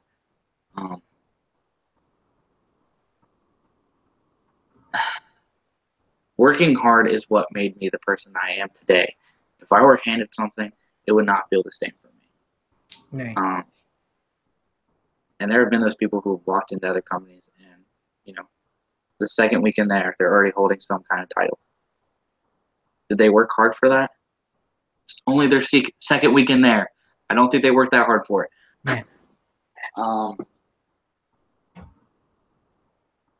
And every little thing that I get, or every little opportunity, it just feels like almost like another little goal. I never really try to go into many situations with one huge, gigantic, massive goal that I know I'm going to be upset with because, man, I left the first week without reaching it. If you go into every little scenario with just one small goal, and you can walk out with that goal achieved, you're just going to feel better about every time you go back because you'll be like, hey, I achieved this goal this 1 week. I did this goal the last week. I did this goal a month ago. I can do it again. Just embrace every opportunity that you have to share the ring with someone, or every opportunity when you get to go train and set a goal for yourself. Just know you're stepping up your game and trying to do something better for yourself and for the fans that watch and support you. And thank you for the fans who are even supporting and watching right now. It means the world. It means the world to me. You just gotta embrace the small things. And a lot of, not a lot of people, but a couple people have shown me that. And I learned mostly that whenever I was traveled away in third world countries, and you show them a tennis ball, and it's like winning the lottery over here. Yeah. You just throw it and they just go nuts. Let's just embrace every little thing you get in life and feel better about the things that you're doing, and embrace the friendships that you're in. So that's all that I would have to say about that. So I'll mention it just because he popped in and said it. But Jamal Payne says I hate/respect you, Kevin. Yeah, I guess you could say we have that relationship. It's a respect-hate relationship. I guess you could say we respect what we do in the ring, but we just butt heads all the time. Yeah. And I guess there's nothing really you can do about that until never, because you will never hold this title, Jamal, and I'm very sorry for that. But we're going to move on. I hope you had a great Christmas. All right. So I got a question that was actually sent in from Macdonald for you, or topic rather. He wants you to tell me about the story from Halloween Hangover Weekend when Cameron and you decided to mess with him at Aaron's house. Oh, no. No. All right, so me and Cam have been giving Navon the worst BS ever. We were picking on him the whole entire time. Navon has this bad habit of, if you get into his personal space, he just goes wild. He just goes wild. For some odd reason, he just goes wild. And if you just pick on him too much, he just goes wild. And so me and Cam are obviously just tag teaming, and we're just picking on Navon like no tomorrow. Getting his personal space, putting our fingers like up in his nose, not in his nose, but just like up in his personal space. And that's just the one thing that sets him off. You put your finger in his face, he just gets all mad. He gets all pissy about it. Yeah. I guess me and Cameron just set him off like a firecracker, because the next thing I know, he's hitting me and Cameron like no tomorrow and stomping us into the ground. He even took the bed frame of Aaron's, not the bed frame, the frame of the like a couch that folds into a bed. What is it? A futon? Is that? No.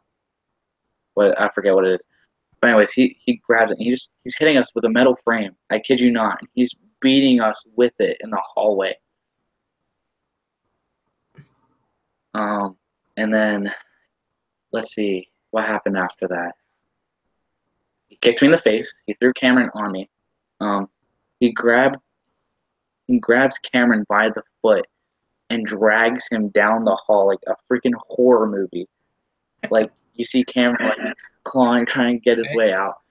And I'm like, I kid you not, I'm leaping across this hall trying to grab him, and he would just pull him just a little bit extra harder whenever he saw me jump in. He would just pull, and I was just like, no.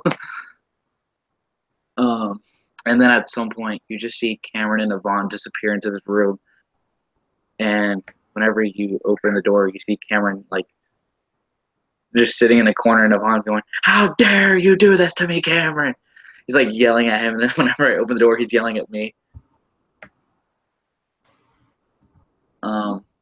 And then at some point, Aaron got involved, and Aaron hopped in the middle, and then Aaron's swinging like a bat at Navon or something else of another. I don't remember. I don't think it was a bat, but he's just chasing Navon down with weapons now, apparently. And me and Cam just went and sat in the living room, and we just tried to have a good time after that. Yeah. So, anybody in particular that you would like to see in this next year's Reunion Rumble? Anyone I would like to see? I would like to see more of the younger guys, more of the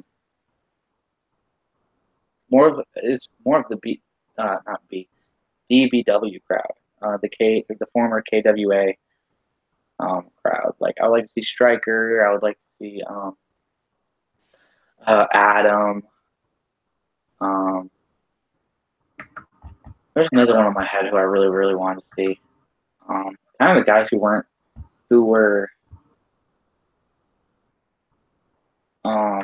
who may have been at Best in Year 3 last year, but may not have gotten the best spot that I felt like they deserved because they were younger and newer. Which, for a good reason, you don't want to put them into like a high spot match or high profile match on a big card where they may not feel comfortable. They may say they feel comfortable, but they might get like, the butterflies right before they go on, which I still do for every show. But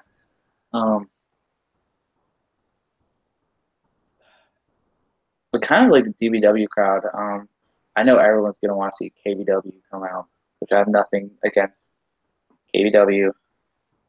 I hope they do come out for the reunion. And the DBW, the KWA, some of the guys from Proving Ground, some of the younger guys for NUW. And yeah, I would say that's about it. I think there was a promotion that we were planning on inviting, but something happened. I think we were too late on asking them. Like, we felt like if we told them, they would have been like, if you just told us a month ago, we would have been able to make it. Yankees in the chat room says much love, Kevin. Yankees, cool dude. And I remember whenever I first went to BEW/NUW, it was me, Zach, Drew, and Cam. Cam already being the guy who's been there multiple times, so everyone was like, "Oh, it's Cam. Who are the 3 noobs that you brought with you?" And I remember seeing Yankee, and I'm pretty sure I've probably told him this, but if I haven't told you yet, Yankee, you're about to listen. I remember the first time seeing Yankee, I was like, man, this dude's gonna like kill me if I say something wrong. And then the next minute later, we're telling each other jokes, and he's introducing me to his family. And I was like, man, this guy is totally the opposite of what I thought. And then, he's come down multiple times to BTW. And, Yankee's just one of the coolest dudes you can meet. One of the funniest guys you'll ever meet, too. And he's just a really cool and awesome guy. I remember whenever I got hit with – no, he wasn't there for that. What was it for? I think it might have been one of the matches with Mike where something went wrong with getting hit too hard in the head or something. And my body was just freaking out. And Yankee was like the first one who came over to me, and he was going through all these medical procedures of what he had to do and everything else. Sat with me, talked with me through the whole thing. It was the guy who had me, against him, and everyone else was like trying to come up and play the game of 20 questions. Are you okay? Yankee's like, stop. He needs to be alone. Leave him alone. He's like, let me talk to the boy. So I gotta ask this question because he's asked it a couple times. I skipped over it once. Prominent Steve Paragon says, other than the BTW World Heavyweight Championship, because obviously you're the champion, if you were to win a briefcase that allowed you to cash in on any other championship in BYW, what title would that be? Honestly,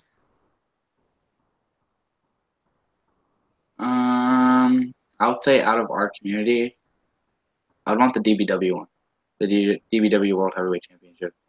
For the sake of DBW is growing Yes. so fast and so quickly, and I think it would be cool to be part of it. But of course, of where I live, I cannot be part of it. I live in North Carolina. They are in Pennsylvania. Right. And I've gone up there once, and I had a great time, a great experience. I got along with mostly everyone. I say mostly everyone because there was about 3 people where I thought, some stuff was about to go down. And I don't think those guys actually go there anymore. But anyways, DBW is just growing so fast. It's one of the companies where you'll watch them first, and you'll be like, I don't know, like they look good. I don't know, but like I kid you not, probably in the next 2 years they will probably be the biggest topic. Just give it 2 years. It's one of those things where it just needs time. I mean, they already have the setting, they have the ring, they have they're starting to work with their crowd, the music, the everything. In some ways, their production is better than BTW's, and in some ways, BTW has better production than DBW. And some ways they may have better matches. In some ways, BTW might have better matches. But at the end of the day, I'm always going to pick BTW because BTW is my home, and I think at the end of the day, we do have better production. But again, give DBW like 2 years. They might be the hottest topic. Yeah, I would cash in on the DBW World Heavyweight Championship. To which Casey James says, come and get it, man. All right, Casey, you want to start this right now? All right. So let's move into Best in the Yard 3.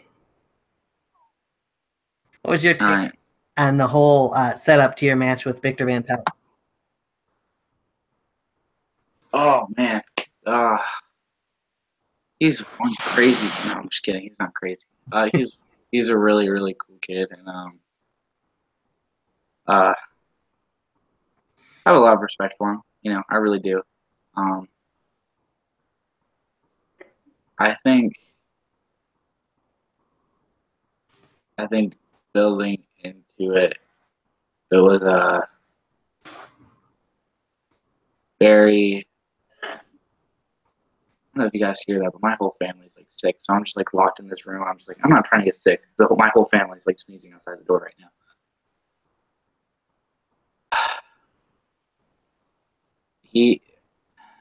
Victor, he's a funny guy. He's a really, really funny guy. Yeah. And he's one guy that I think I think a lot of guys need to appreciate him more. Because I'm just going off of things that I've heard. I've heard not everyone's treating him the best of ways, but he is the guy who kind of always puts in his best effort, and then if it's not what people expect, it's already, how dare you not give us this, or how dare you not do that for us? I mean, Victor's probably one of the nicest guys you're ever going to meet in BYW to this day. Yeah. Whether people want to admit it or not, but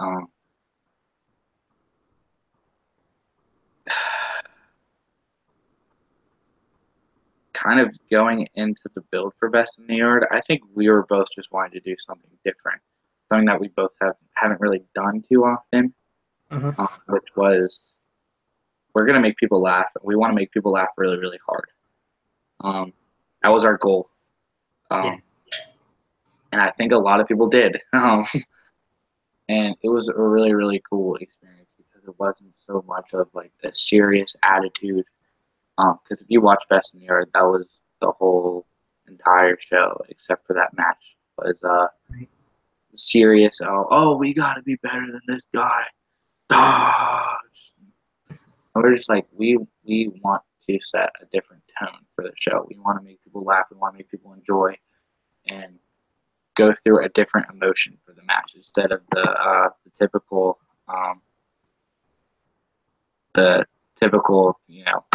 wrestler versus wrestler. It was son versus father, stepson versus stepfather ordeal. So Yeah, and who knew that Mama Shaw looked so much like Big Time Mike? you know what? I'm still trying to figure out the whole Buford thing, to be honest with you. All right. You It was can cool. that though. All right. Any quick stories from Best in the Yard 3 weekend that you want to share?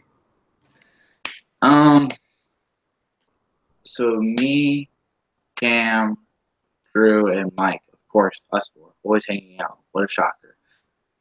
We're staying in a hotel. And everyone else is staying in the exact same hotel as we are. We kept prank calling Navon's room as Navon. Like, we would impersonate Navon. And I remember Navon was so mad because Navon was flying home at like 6 or 7 in the morning. Mm-hmm. And we kept him up till like 3 or 4. We just kept prank calling his room. We were like, "This is the king of the mountain, Navon Macdonald." And he was like, "Who the heck is this? I'm Navon Macdonald. I'm the king of the mountain." And he was just getting so mad. And it was just so funny. At some point, I totally lost my voice. I sounded like a chipmunk laughing because I was laughing so hard the whole entire night. Nice. But yeah, that's really the only great. There's a lot of great stories, but that's the highlight story of that show. I got to get your opinion on the story in a minute, but I'll mention what Yankee says first. Hey, Kevin, JJ said he misses you and can't wait to play Xbox with you.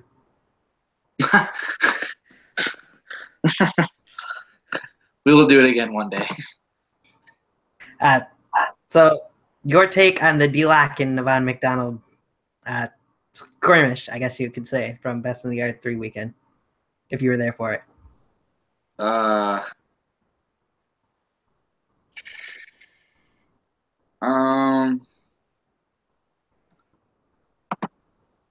I was there for it. I was very confused on the whole thing.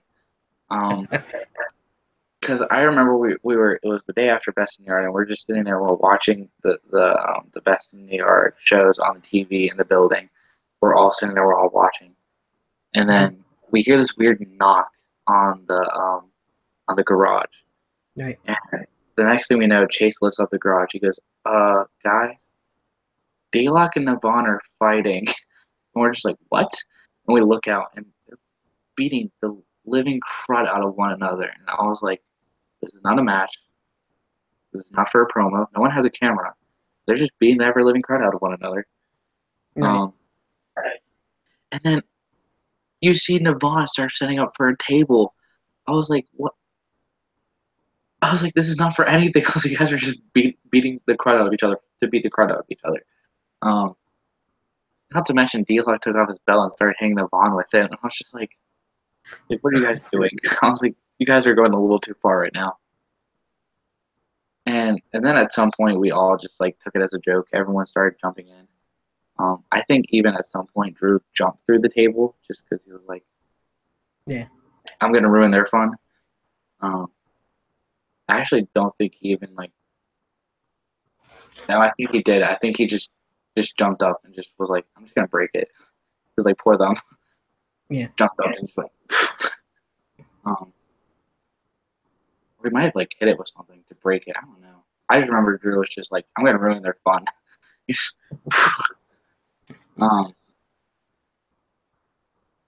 But yeah, I don't know. That the whole thing, I was just so confused on. I just remember just sitting there on the side, and I was just like, "All right, let them do them, I guess." I don't want to hop in the middle of this. Yeah, gotcha. Yankee says, let's talk about Cinco de Mayo in my crib. Cinco de Mayo, man, that was a fun time. Celebrating Cinco de Mayo at Yankees' house. Everyone is having a grand old time, and Yankees wonderful, wonderful wife is making all of us food, which, was already fantastic enough. Me, Cam, and Drew are playing and dancing around with Yankees kids. I'm pretty sure we probably hung out with Yankees kids more than all of our older friends. We were just, Rick, TJ, and everyone else is there, and you just see me, Cam, and Drew just trying to have fun with the kids. Me and Drew were like, oh, we do this for a living, and then we were just like, man, we do this for a living, and we're too good at it. But Cinco de Mayo was one heck of a time at Yankees house. It was very calm and relaxed after like a very hectic day of filming stuff. So Gotcha. You can only appreciate what Yankee and his wife did for everyone. All right, guys. So we're going to be wrapping up here soon, so get your last comments and questions in there. I'm going to move into, what does the future look like for Kevin Shaw in backyard wrestling, would you say? What does the future look like? Honestly, I really have no idea. I think my goal is now at this point is just to hold on to this title for as long as I can. Mm-hmm. But for the future, I like having goals and I like striving for things. But I think I've reached the ultimate goal that I wanted to. So I think now it's time for Kevin Shaw to figure out a new layout. And that's not me saying, oh, I'm going to quit and come back as someone else and do something else. It's I need to figure out a new goal for Kevin Shaw for me, and something that will also make me happy and make the crowd, make the fans be happy with me as well. So yeah, don't know what the future holds. Gotcha. Are there any pro aspirations?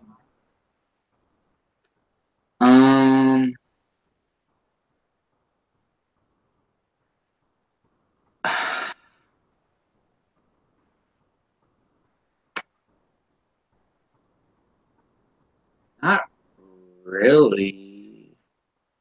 I'm trying to think. We'll come back to that question in a second. I'm trying to think of that right now. So we got one other question in the chat section that we'll get into then. Dale Blackwell is in and says, would you face me 1-versus-1 on a Vindication during 2018? If you come on over, then yeah, sure. I don't have the money or the time to travel anywhere. And I'm not even gonna talk about Cam's promo about you have the shoot that he had on other people. I'm not gonna talk about that. But it's some of the guys in the BTW are kind of in the same situation of we don't have the money or the time to travel because we are all busy doing our other people will either be working a full-time job and then something else, or for me and I think 2 other people are going to college, working. I go to college, I work a job when I'm at school, and I work a job when I come home. So I have 2 jobs, school, and then I do BTW. Yeah. That is a lot. Right. But speaking of Cam, I also wanted to get your thoughts on the moderation that you did for him and Cage leading into Best in the Yard.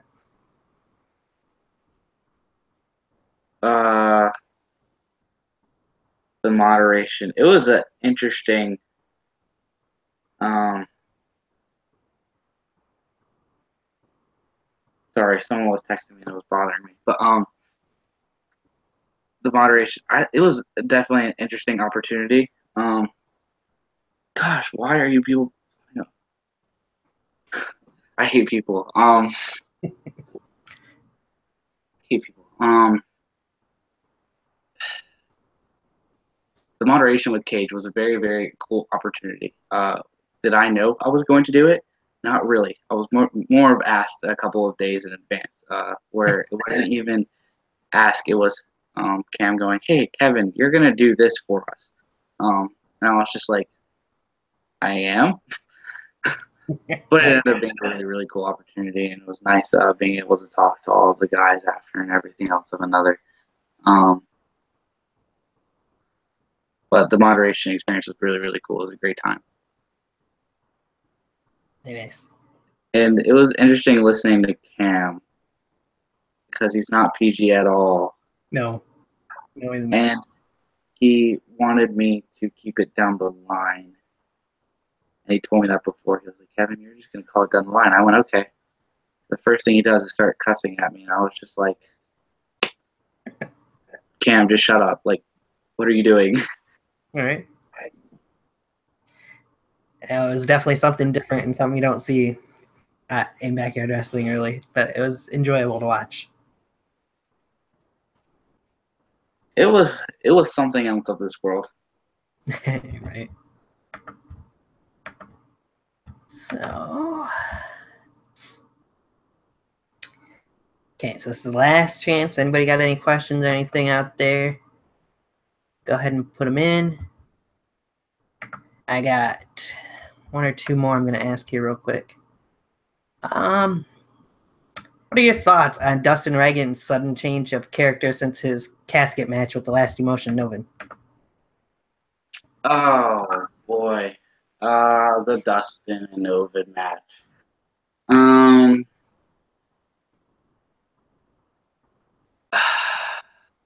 get that, Jay. And the change in Dustin's character. I thought it was a good match.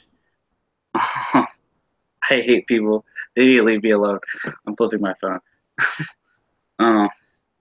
I thought it was a good match. The change in character for Dustin, I think it was an interesting pace.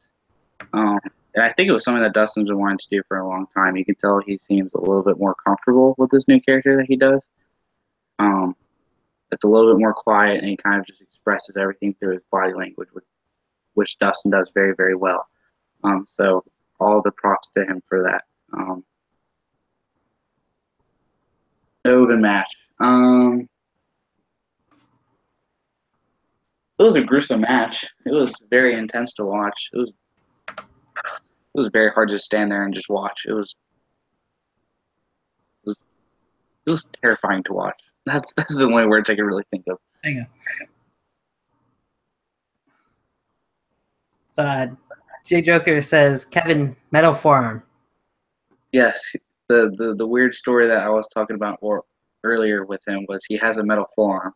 And we kept going back and forth with finishers for him to do. I just told him to do just this clothesline with his metal arm, and someone would probably just die because not every day you get hit with a metal arm. He doesn't literally have just like Luke Skywalker metal arm. Yeah, he has like a metal rod in one of his arms. Mm-hmm. I was like, just hit a clothesline. Someone will hit the metal arm and they'll pass out, and you get the pin 1, 2, 3.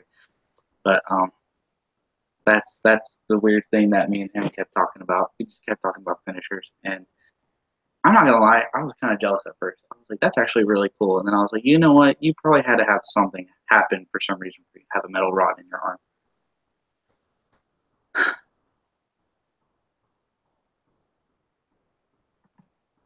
All right.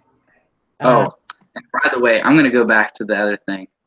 Dale, I am very, very sorry. I saw the name and I was very confused. I thought you were a different Dale from another company. So I am very sorry. Dale from training. Yes, I would love to do a one-on-one match with you. I'm very, very sorry. I saw the name very, very quickly, and I was like, the name sounds familiar from another company. Yes, sorry, Dale. I know who you are. I'm very, very sorry. All right. Semi L, you had mentioned this a couple times throughout the chat, says, when are we going to have a match, Kev? Whenever I get another chance to go to DBW, or maybe we can figure something out in time at BTW. For the sake being, there's one person who I've already promised in DBW. When I go up next time, I'm going to face them. That's already guaranteed. For VTW, I already have a few things lined up and planned. And whenever there's an open time frame for us to do some kind of match of some kind of style, I'm all game. It's figuring out the time to actually do it. Right. You guys blow up my Twitter there. And okay, I'm not seeing any other questions coming in there. So I'll get one last chance. I'm going to read just one more question here once I find it. Yeah.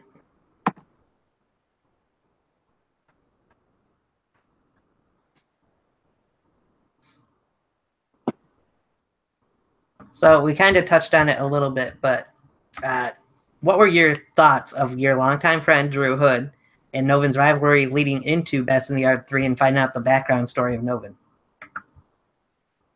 So the rivalry between Drew Hood and Novin. I thought it was something really interesting, especially with the story of Novin being the dad of Novon and the couple of the book that that whoever sent Drew to go find and destroy Novin and everything else. Of course, while the whole thing's happening, I'm like, Team Drew, put this crazy guy away. But Novin is just one guy who you don't really want to be in the ring with, for the sake of he's psychotic and crazy. He's just, I don't want to. He's kind of unpredictable. But like, he goes out for the kill. He doesn't go out for a win. He goes out for a kill. Yeah. So, yeah, it's getting there. The dark side, well, you know where he's from. So, asks, do you like milk from a cup or a nipple? Random question, but Pass. Oh, I don't know if they're trying to be a jerk, but I'm actually very much so allergic to milk. So I drink soy milk. There you go. There's the answer for you. There you go. Yeah. All right. That's a good, solid question to end the night on. What's that? Nothing. I can't wait. You said afterwards. But yeah. So now they're going to talk about milk. Okay, let them do that. Let me get into a question that is worth ending on.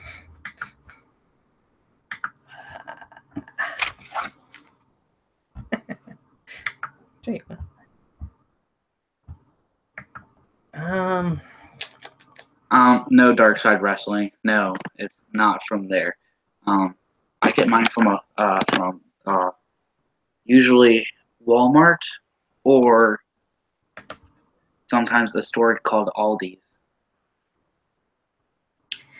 What's your favorite backyard wrestling moment besides winning the VTW World Title that you've been involved in? So something that I've not been involved in. That you have been involved in. You can do both if you want to. That I have been involved in. I think one of my coolest was probably the VTW Mania this year. Getting to share the ring with another guy who had trained me was Dustin, the rival of Drew, and then another rival of Jamal Payne. That was a really cool moment. There was so much that led into it, and it was just really, really cool to see everything unfold. And then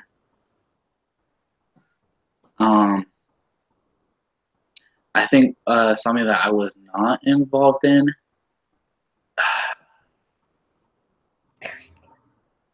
I really, really enjoy, and man, I wish I was more invested in this person when they first came to VTW. Is Matt Maverick, and I know a lot of people are team, out of the two, are team K9. But watching Matt reminds me so much of me whenever I first started.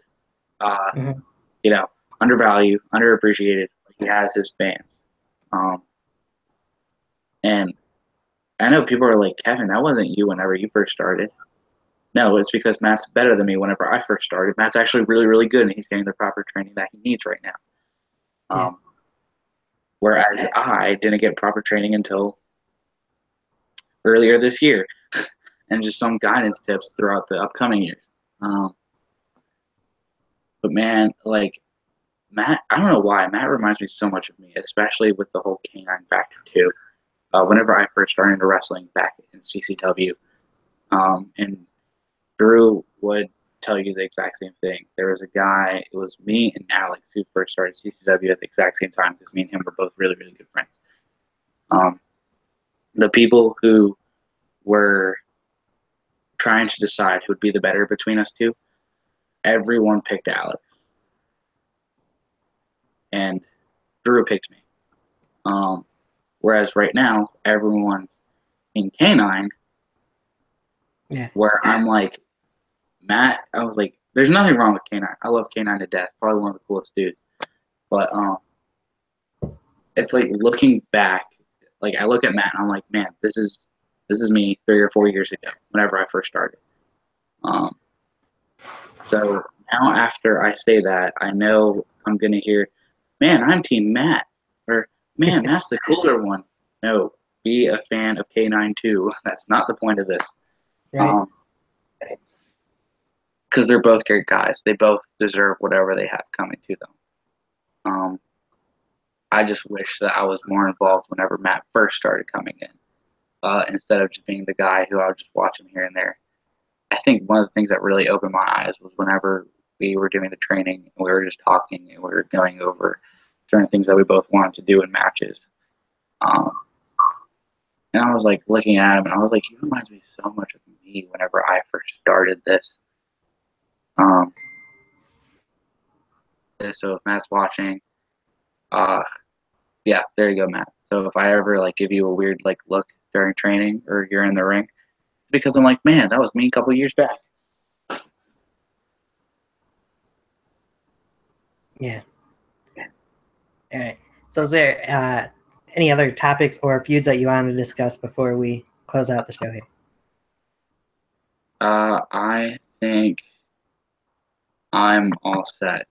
I think we've done very, very well. We've hit most of the points that we were wanting to. Yes. I'll get into Dale's final question here in a moment, but I think for sure we definitely have to have you come back on for a Q&A at some point, like we had Yankee on here for recently, where the fans in the chat section actually ask you most of the questions instead of me, but a little more interactive. If that's something you'd be interested in. I would love to do that. Heck, let's do the FTC and Kevin Q&A or something. I don't know. Or just have the FTC. Just leave Kevin aside. Because I know whenever those questions start rolling in, you're going to hear Drew, Cam, Drew, Cam, Mike, Drew, Mike, Cam, and then the random Kevin, what day is today? I'm just going to be like, today's Tuesday or today's Friday. Thank you for asking. Right. So the final question, Dale asked, who's your favorite indie wrestler? My favorite indie wrestler. A lot of people may not know who this person is. He goes by the name Rapscallion. And he is a Australian who has come over to America. I think whenever I talked to him, he said this was like his second or third time over. He is such a cool guy. Me and Drew, whenever we first saw him, we talked to him for like a solid 30 minutes after the show, just because this dude was so funny. And Drew, I don't know if you're watching, but if you want to put in his like Twitter and everything, that would be great. I would really appreciate it. But he was just a really cool person and a really cool in-ring performer who really, really stuck out. It wasn't, wearing the tights and then trunks or boots or kick pads or whatever, which, he wore trunks and boots. But, like, he came out with this different charisma and character where whenever he first walked out from the curtain, I immediately just stopped and I just went like, whoa. I was like, who is this guy? I was like, he's so funny, so cool. And he had the craziest outfit on. He had one of those giant trench coats with stuffed animals like glued all over. If you see a guy walk like that throughout anywhere, I think every person is going to be like, what is this guy doing? What is he thinking? You know, like immediately just caught my eye, and he was hilarious to watch.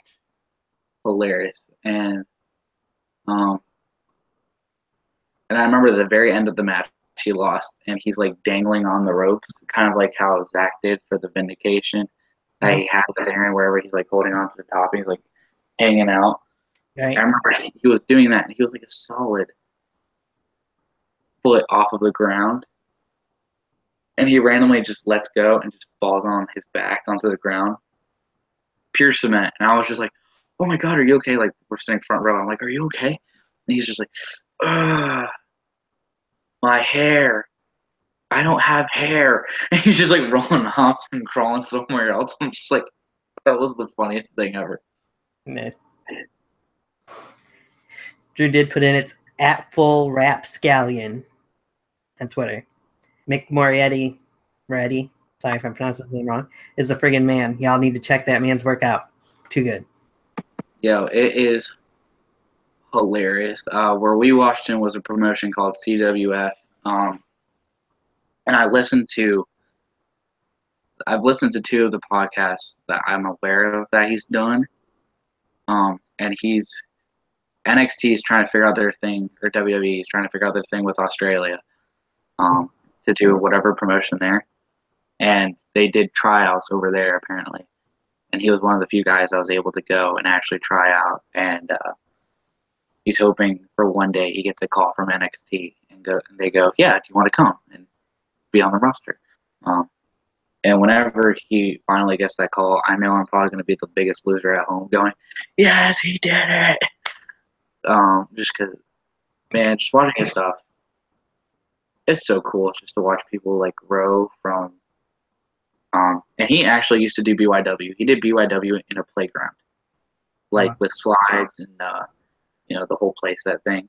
Mm-hmm. So watching, the little videos of him doing that to the indie scene, to being in the indie scene and doing the character that he wants, not just being a wrestler in the indie scene, to then going off to NXT or WWE would be so cool. Yeah. But yeah, he's probably one of my favorite wrestlers to watch whenever it comes to like indie wrestling. So yeah. Gotcha. Casey James has a problem with Drew calling him the man, but that's Casey because he claims he's the man. I'm the man. No, you're not, Casey. Moving on. Tony is actually the man. Oh, well, thanks. But not about me. It's about you. Thanks, Tony. Yeah. Well. Any last things you want to put out there here real quick before we get going? Where people can find you in social media or anything like that? Let's make sure I have this all correct because I did change my Twitter stuff a little while back, I believe. I think I posted it in the chat or in the information too for this. So on Twitter at Kevin Shaw USA. Kevin_Shaw. At Kevin_Shaw. Thank you, man. You know my own thing better than I do. I got it right on the screen here. And make sure you check out BTW Wrestling. Make sure to check out the BTW Extra channel that we have going on. It's going to be more of a little bit of the backstage stuff, personal feuds that will be going on. Whenever we have an extra video, we're going to put it out over there. I might start doing something with my channel soon. I'm hoping to start a vlog kind of series, but I don't have any. I'm still waiting for some of the proper equipment to come in, so that's not anything. It's not like a video coming out next week. That would just be over the time, and I'll be tweeting about that whenever it comes into full motion. But yeah, thank you, Tony. Thank you for having me on here. At Kevin_Shaw USA on Twitter. Just check out BTW Wrestling on Twitter, on YouTube, and the BTW Extra on YouTube as well. I'm sure another new Vindication will be up in the next week or couple weeks. So, Hopefully. You would hope so. You never know. Of course, Cam has to say it in the chat section. And for F's sake, hashtag gas money. Look, Cam doesn't need the gas money. He is fine. He does well for himself. He has a good job with moving furniture. He does fine. All right. And Drew says, gas money and a nice seafood dinner for which you'll never have to call us again. As he's mentioned on Twitter. Of course. Whatever. But yeah. I gotta say thank you to the FTC guys and everybody else who's been in the chat room making this a blast as usual when they're in there. Yeah, I'm not sure when exactly the next show will be or who the next guest will be. I do know at some point at some point in 2018, AK-47 will be on here. Ooh. Yes. Beyond that, I'm not sure what all's happening right now with the channel. So just follow myself on Twitter at Tiger121685 to find out when the next show is. That's all I can say about that. But Kevin, I gotta say thank you again for coming on. It's been an honor to have the current BTW World Heavyweight Champion on here. Second time I've been able to say that, to be honest. Thank you for having us. Much appreciated. Very happy. All right. And for that, that's pretty much all I got. So keep it PG. That's all I gotta say. Just keep it PG, folks. Yes, let's keep it PG. For everybody watching, thanks for watching, whether now or later. Appreciate it very much. Follow, subscribe, all that fun stuff. Leave comments. I try to get back to them as much as I can. And for Kevin Shaw, the BTW World Heavyweight Champion, I am Tony. This has been Tiger Talks Wrestling. We'll see you guys next time.